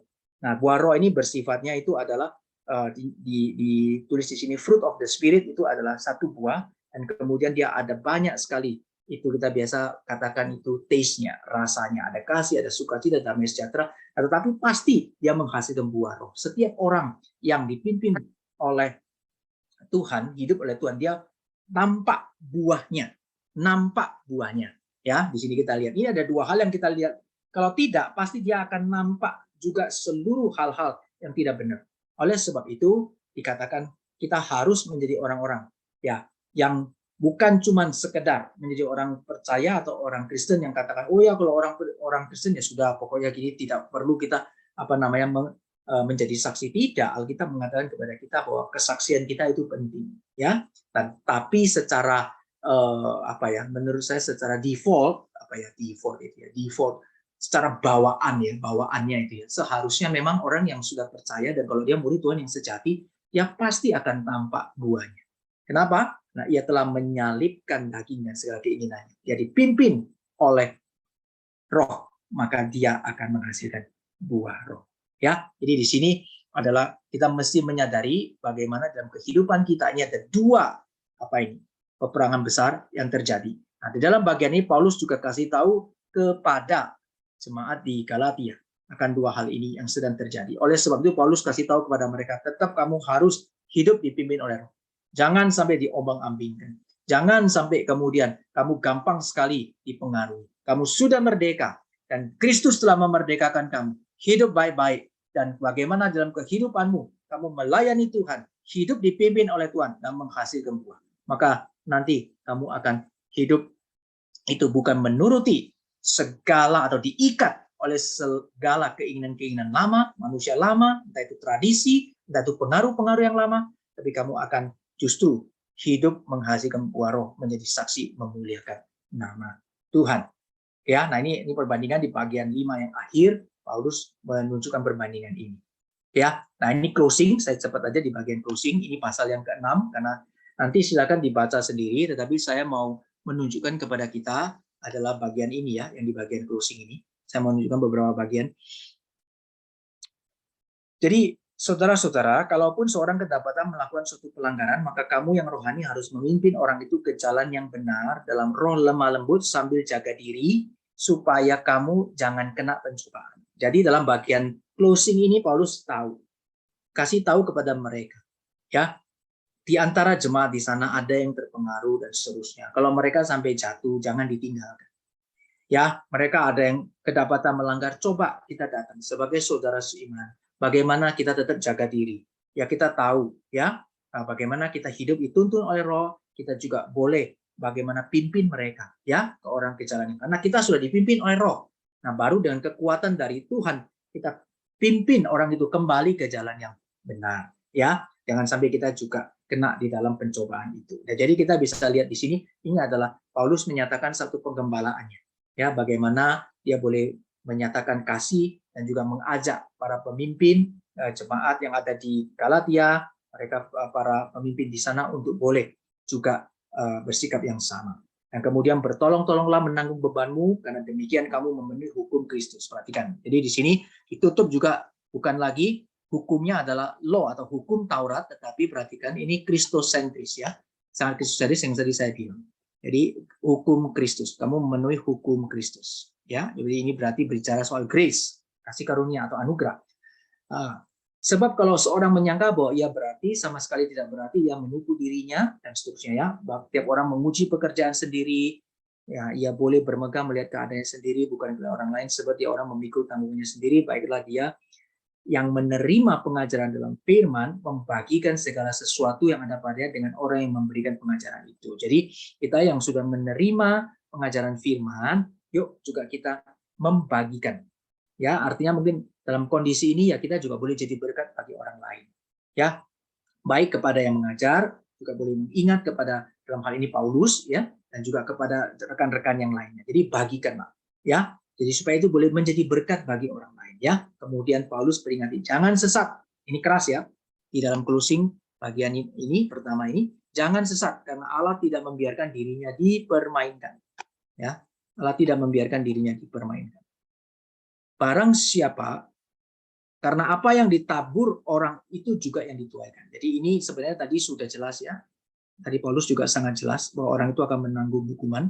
Jadi kita tidak perlu juga kemudian iri, ya. Kalau orang lain kelihatannya, wah dia buat seperti itu, kok kelihatan enak dan seterusnya, dia melakukan dosa, dia bisa sekarang kelihatan keadaan lebih enak, tidak usah iri, ya. Karena Allah tidak akan membiarkan diri dipermainkan. Dan juga jaga diri, jaga hati, jaga mulut, jaga semua sikap, ya. Bagaimana dalam keadaan, jangan kita kemudian akhirnya kita itu meragukan Tuhan atau bahkan ya kita menghina dia. Ini bahaya sekali ya. Allah tidak akan membiarkan dirinya dipermainkan. Selama ada kesempatan bertobat, ya. Karena apa yang ditabur orang itu juga akan dituainya. Barang siapa menabur dalam daging, perhatikan ini ada, karena bicara soal flesh, ada sedikit kesimpulan bagian ini.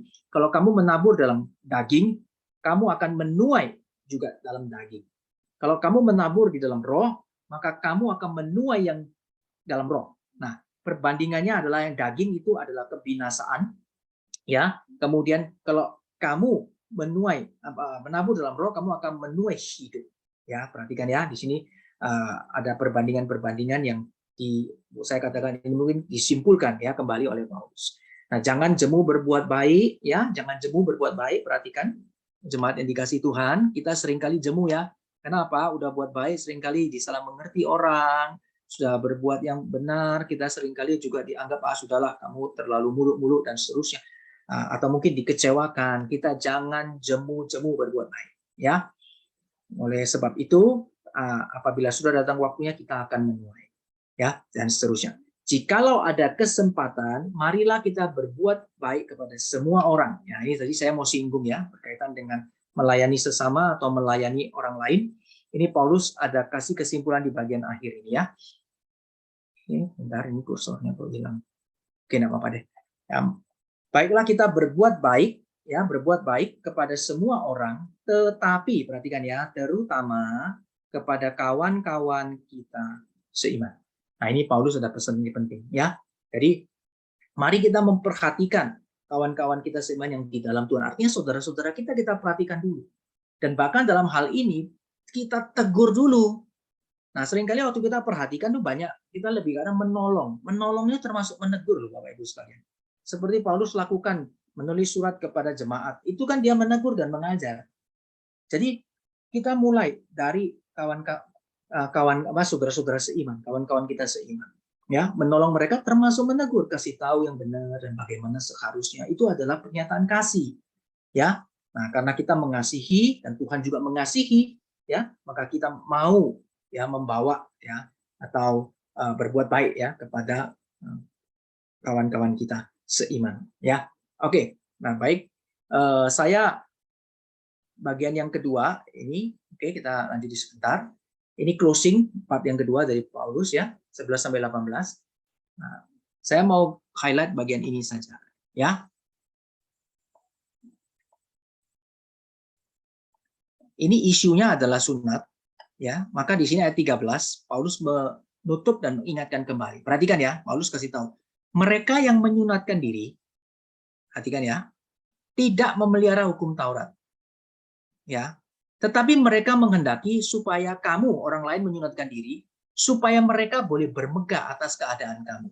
Jadi maksudnya Paulus mau kasih tahu lagi pesan terakhir kepada mereka itu ya, orang-orang tuh maksa, ya, orang Yahudi itu maksa mereka untuk bersunat. Tapi mereka sendiri yang sudah bersunat tidak memelihara hukum Taurat itu, ya. Tapi tujuannya cuma menonjolkan dirinya. Untuk apa?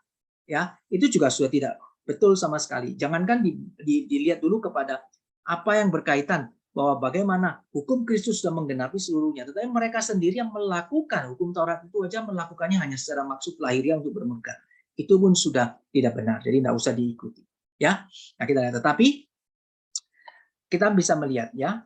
Paulus mengajarkan kalau kamu mau bermegah, perhatikan, bermegahlah di dalam salib Tuhan kita Yesus Kristus. Lihat Kristus, bagaimana dia boleh setia taat memikul salib, taat akan kehendak Allah sampai tuntas. Kalau kamu bermegah, lihat ke sana. Sekali lagi ya, Kristosentris. Kristosentris ya. Sebab sekali lagi diulangi, bersunat atau tidak bersunat tidak ada artinya, tetapi perhatikan, menjadi ciptaan baru itulah yang ada artinya. Ini namanya merdeka. Kristus telah memerdekakan kita. Roh ya, yang telah memerdekakan kita, maka kita telah menjadi ciptaan baru. Itu yang ada artinya. Ya, bukan masalah lahiriah atau ceremonial law itu yang bersunat atau tidak bersunat, ya, tetapi ciptaan baru, yaitu lahir baru, memberikan kepada kita hati yang baru itu. Kita boleh menjadi milik Tuhan. Ya, inilah yang penting. Setiap kita hidup dipimpin oleh Roh. Nah, saya kira ini menjadi satu hal yang Paulus boleh simpulkan di dalam penutupnya, yang boleh menjadi berkat bagi jemaat dan di Galatia, dan secara general juga, secara khusus malam hari ini kita juga boleh diberkati dengan apa yang diajarkan oleh Paulus. Ya, oke, saya akan berhenti sampai sini. Ya, saya stop share dulu. Oke, baik. Nah, dari Bapak Ibu sekalian, apakah ada pertanyaan? Silakan. Kalau ada pertanyaan, silakan bisa bertanya. Atau mungkin ada beberapa pendapat atau komen yang ingin di-sharingkan, boleh saya kasih kesempatan. Yuk, ada?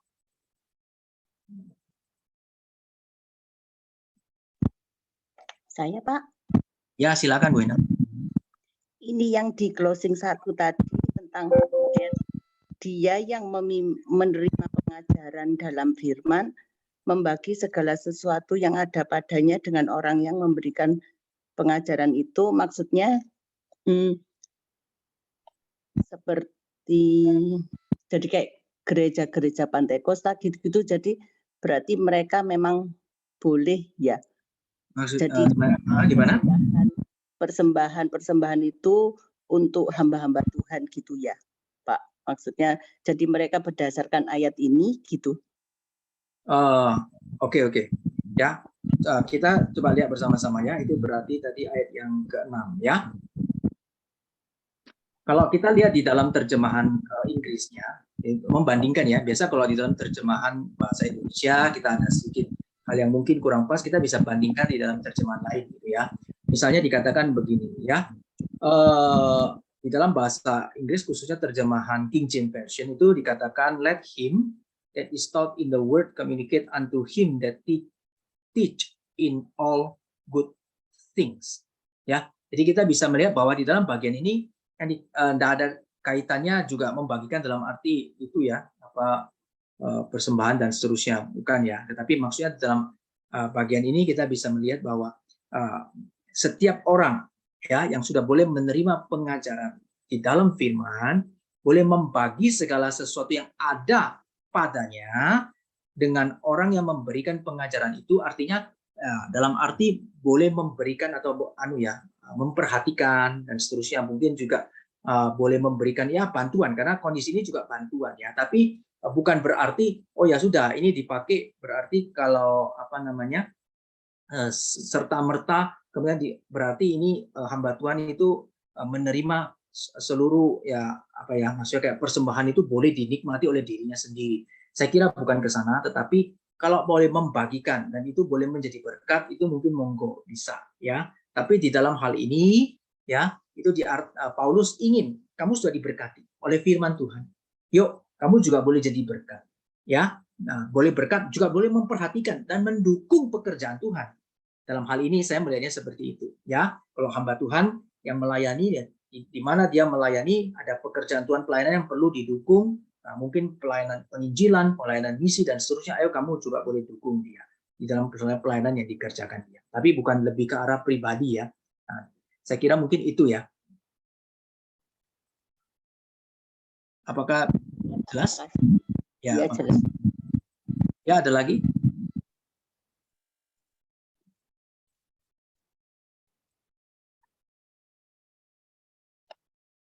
Tidak ada? Atau ada yang mau sharing? Saya kasih kesempatan, boleh?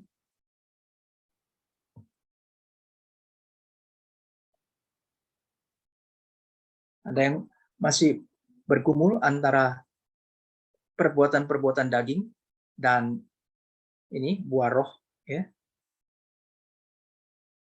Ada yang masih bergumul akan hal ini?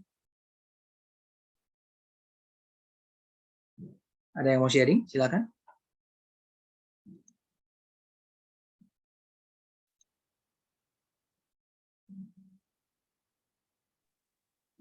Malam, Pak. Ya, silakan. Joni Pak, tanya lagi. Yuk silakan Pak Joni. Pak, itu yang tadi yang pertama bicara soal apa ya? Tadi kan yang lalu kan kita bicara soal dosa putih gitu ya. Nah, tadi kan bicara soal kalau kita menyenangkan orang lain itu bisa saja kita mendukakan hati Tuhan gitu ya. Ya. Nah, sebaliknya ada juga kalau ingat kemarahan kan kita bisa marah juga kan. Jadi biasanya kan konotasi marah itu kan selalu negatif ya, selalu negatif. Tapi misalnya kalau kita memarahi seseorang yang melakukan sesuatu pelayanan yang kurang beres atau apa begitu ya, itu kan juga berarti sebenarnya kan dalam posisi menyenangkan hati Tuhan kan, sekalipun secara apa ya, secara kesempurnaan bisa saja itu karena cuma persepsi kita gitu loh. Mungkin karena persepsi kita saja lalu kita melihat seseorang itu melakukan sesuatu yang tidak sempurna begitu. Nah itu yang pertama. Yang kedua, kalau kita bicara soal apa ya, tadi Pak Rusdi bicara soal hidup kita itu dikuasai oleh roh gitu ya. Nah yang saya pikir adalah yang jadi masalah adalah kan kita masih hidup di dunia nih. Jadi tentu kita masih banyak, atau bukan kita lah, saya masih lebih banyak dikuasai oleh kedagingan lah. Sekalipun memang sih ketika kadang-kadang kita melakukan sesuatu, misalnya kita marah kepada sesuatu, lalu setelah itu kita baru sadar, waduh harusnya saya tidak boleh marah, mungkin dengan cara yang lain. Kemudian setelah kita introspeksi diri kan kita lalu sadar, sebenarnya Tuhan mau ngajar kita satu hal misalnya. Contoh misalnya ya, bisa saja terjadi dalam pelayanan, lalu orang menuduh kita misalnya, atau orang mengeluarkan kata-kata yang sepertinya kurang tepat gitu loh. Kita dengar kurang nyaman dengan tingkah lakunya yang kurang, biasanya kan kurang menyenangkan kita. Lalu kan kita jadi emosi misalnya dalam pelayanan. Nah, tapi setelah itu kan kita sadar, waduh, sebenarnya kan kita tidak boleh begitu ya. Nah, itu yang dimaksud tadi, yang kalau kita dituntun oleh roh kan kita sadar. Kita marah, tapi kemudian kita sadar kita tidak boleh lakukan itu. Dan kemudian setelah kita introspeksi diri kan, kita lalu menyadari, bisa melihat bahwa sebenarnya ada hal yang Tuhan ingin beritahu kepada kita, bahwa kita masih tidak sempurna. Jadi saya pikir ya, apabila kita masih melakukan sesuatu yang boleh dikategorikan dosa itu makin membuat kita sadar bahwa kita membutuhkan Tuhan, gitu loh. Karena itulah, maka Allah sendiri itu harus mengorbankan dirinya, disalib, baru kita bisa memperoleh jalan masuk untuk bertemu dengan Allah atau bisa masuk surga. Kalau enggak kan enggak bisa, begitu. Karena kalau memang kita betul-betul bisa jalan di hidup dalam roh dan benar-benar kita bisa miss dosa, artinya kita benar-benar itu kita non dosa, itu tidak berdosa. Ya berarti kan secara manusia kita mampu melakukan itu. Gitu. Ya. Atau bagaimana? Atau pandangan saya salah? Ini aja Pak, makasih. Ya. Oke. Baik, ada yang mau menanggapi sebelum saya juga ini ya. Silakan. Ya, seperti biasa saya buka ini ya, kalau ada rekan-rekan yang mulai memberikan pendapat, ada pertanyaan, saya buka ya.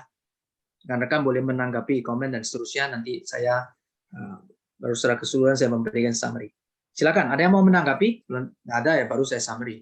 Ada yang mau menanggapi apa yang disampaikan oleh sharing dari ini ya, Pak Joni ya? Ada siapa?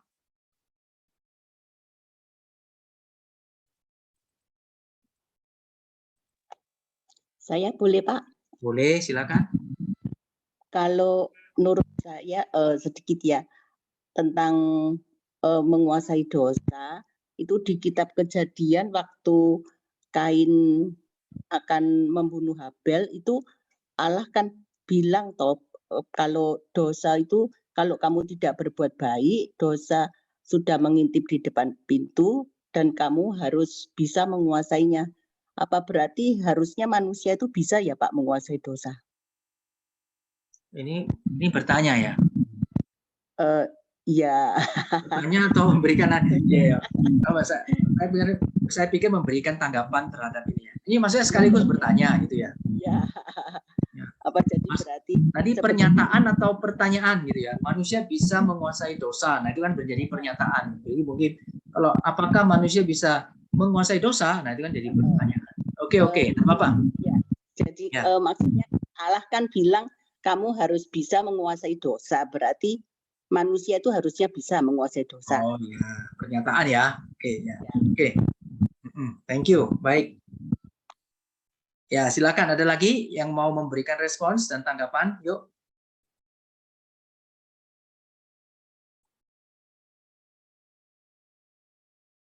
Siapa lagi? Tadi sudah ada Ibu Enangwati. Ada lagi? Tadi ada Pak Joni. Siapa yang mau memberikan tanggapan? Albert? Wah, enggak, Pak. Terima kasih. Nggak memberi tanggapan. Terima kasih. Kamu hidup di dalam roh atau masih bergumul juga kamu? Sudah dipimpin? Rasanya masih bergumul. Bergumul terus ya? Oke. Ya, silakan. Ada lagi? Parents, mau beri tanggapan? Enggak, aku dengerin dulu aja ya. Oke. Siapa lagi? Dari Pak Richard mungkin. Ayo, Pak Richard lama nggak dengar. Pak Richard? Pak Richard mau beri tanggapan, silakan. Ya,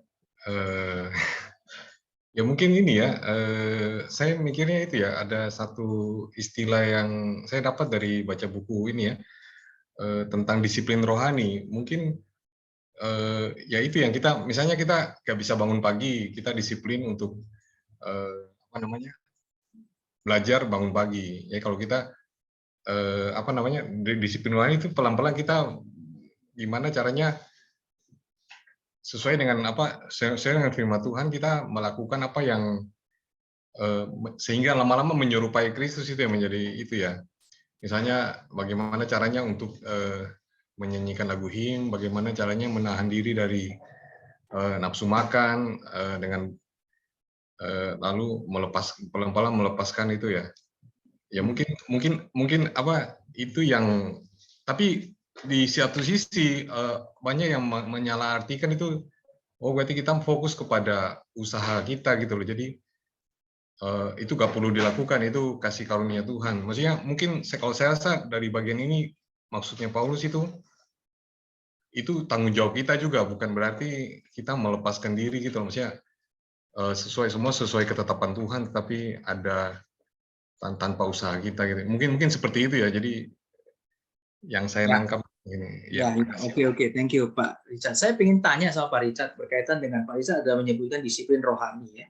Saya mungkin minta Pak Richard sharing sedikit.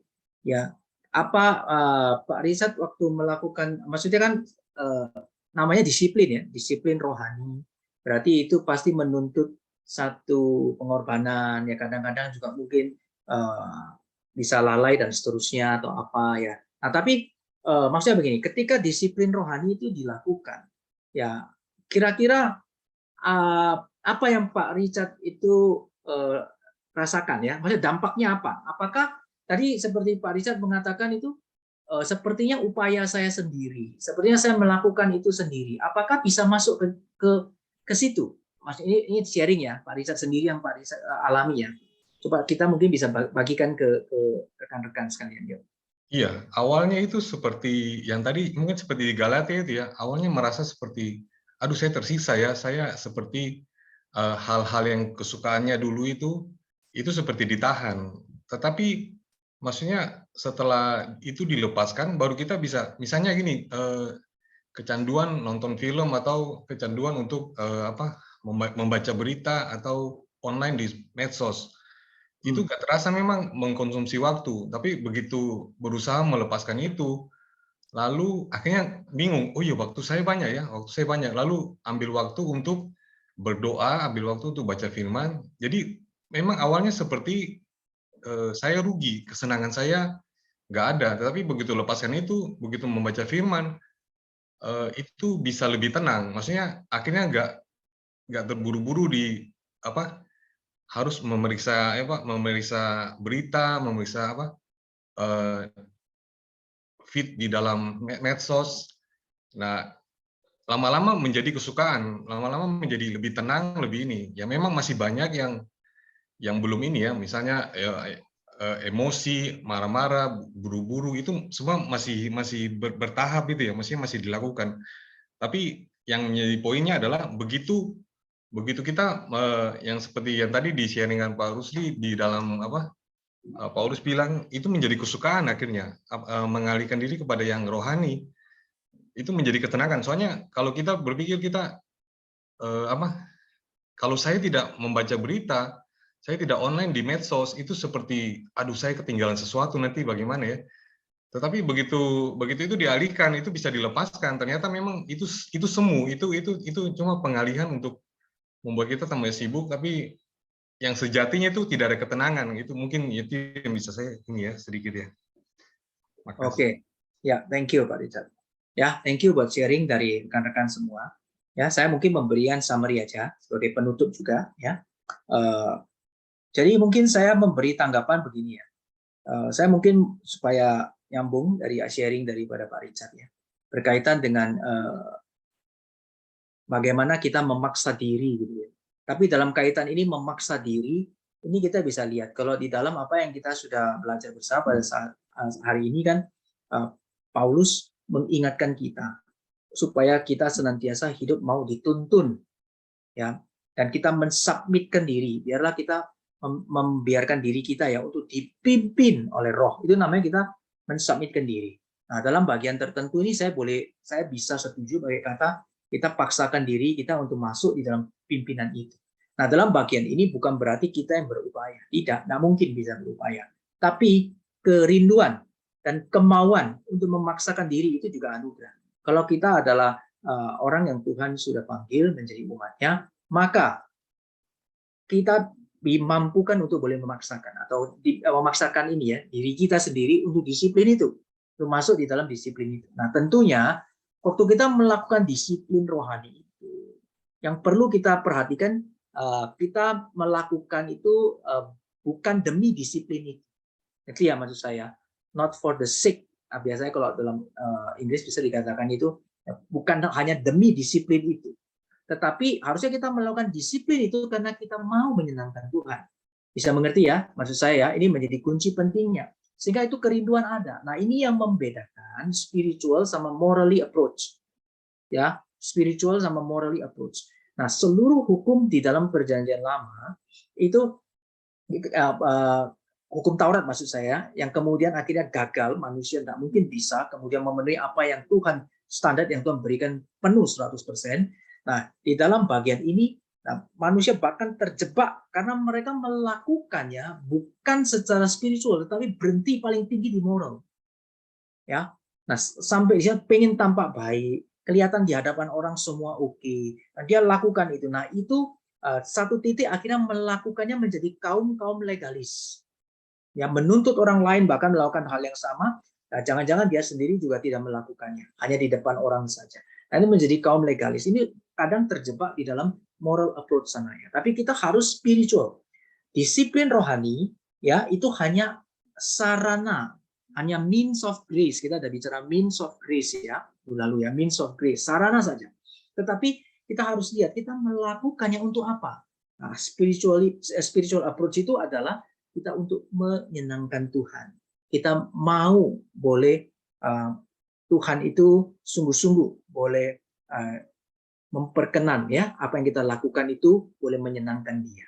Nah, ini hal yang berkaitan dengan ini ya tadi ya. Nah, kalau saya nyambung kembali kepada apa yang masuk dalam hal ini, menyenangkan Tuhan dan bagaimana kita bisa melakukannya. Kita masih hidup di tengah dunia ini dan kadang kita juga ada di dalam kondisi ini ya, tubuh yang berdosa. Bahkan istilah daripada Pak Joni tadi mungkin pakai katanya lebih banyak mungkin itu hidupnya di dalam kedagingan, dipengaruhi oleh kedagingan, sehingga akhirnya macam-macam bisa jatuh di dalam kedagingan dan seterusnya. Nah, saya juga tadi telah mengatakan kita bisa jatuh. Nah, tapi poin pentingnya begini. Justru kalau kita belum dilahir barukan oleh Roh Kudus, ya kita belum hidup, ya maka kita tidak ada pergumulan itu, karena mati rohaninya. Ngerti ya? Ini saya ulangi, tadi saya sudah jelaskan. Kalau kita belum dilahir baru kan, maka rohani kita mati, kita hidup dalam daging, kita menikmati seluruh kehidupan kita, tidak ada masalah. Tidak ada kondisi yang kita rasa. Kita merasa, wah tidak apa-apa, dan terus seperti itu. Tapi waktu kita sudah menjadi milik Tuhan, dikasih hati yang baru, rohani kita sudah diberikan ini ya, kita hidup, maka kita mulai bergumul. Karena kita masih terkungkung di dalam tubuh yang berdosa ini, yang ada pergumulan di sana. Nah, maka kita waktu posisi kita bertarikan itu ada spiritual warfare ini, ada peperangan rohani ini terjadi, maka di situ itu justru menandakan bahwa kita ada rohani yang hidup. Dan waktu kita jatuh, kita sadar. Nah, ini tidak benar. Nah, maka di sana itu menunjukkan apa? Kita justru tidak menikmati, tapi kita boleh bertobat dan kita kembali mohon ampun kepada Tuhan. Nah, bagaimana kalau kita kaitkan dalam hal yang bersifat itu kelihatan negatif? Nah, bagaimana membedakannya? Nah, ini memang sesuatu yang kita perlu peka. Ada hal yang baik itu tidak benar. Tapi ada hal yang kelihatannya itu negatif, kelihatan tidak baik, tapi itu benar. Nah, ini butuh kepekaan. Kepekaan kita di mana bangunnya? Ya, kita harus ya bagaimana kita mau kenal Tuhan itu firman-Nya. Dia punya kehendak, dia punya keinginan, dia punya kemauan. Ya, kehendak Tuhan seperti apa di dalam firman Tuhan. Maka kita nanti bisa ngerti. Jadi, kapan kita mesti marah? Karena marah bukan karena untuk saya. Sekali lagi, marah karena apa? Karena saya tahu, bila marah ini ada untuk bagaimana ini pihak yang dimarahi, maksudnya itu boleh dipimpin ke hal yang benar. Nah, di dalam bagian ini kita bisa melihat mungkin kelihatan tidak baik, tetapi ini hal yang benar. Sebaliknya, meskipun hal itu kelihatannya baik, tapi sebenarnya kalau itu tidak benar, yuk kita belajar untuk bagaimana juga boleh menyatakan ya dengan benar tentunya. Ya, nah, selain itu semua, ya, Tuhan juga mau pimpin kita tentu menjadi anak-anak Tuhan atau umat Tuhan yang boleh menjadi terang ya, garam dan terang. Artinya bagaimana? Ya kita berusaha minta Tuhan pimpin. Ini butuh kepekaan dan saya bilang juga seni ya dalam tanggung jawab kita. Seni. Ada seninya juga. Nah, bagaimana menyampaikan hal yang benar dengan satu ya apa ini namanya satu art ya atau satu cara mungkin yang juga baik begitu ya. Tapi kalau memang pilihannya tidak ada yang lain dan kita hanya bisa menyampaikan kebenaran itu dan harus disampaikan, ya kita tetap tidak menutup diri ya dan akhirnya diam dan tidak menyampaikan, tidak juga ya. Nah, kira-kira mungkin seperti itu ya. Baik. Saya serahkan kepada Pak Richard. Ya, terima kasih buat Pak Rusli yang sudah mengajar malam ini. Kita tutup Bible class kita dengan doa ucapan syukur. Apakah bisa minta Pak Rizal untuk menutup dalam doa?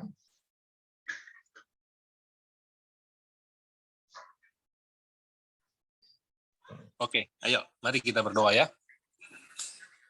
Bapa kami yang bertahta dalam kerajaan surga, kami bersyukur dan berterima kasih kalau malam hari ini kami ada satu kesempatan bisa berkumpul bersama-sama. Sekali lagi belajar firman-Mu, kami bersyukur untuk apa yang sudah kami dengarkan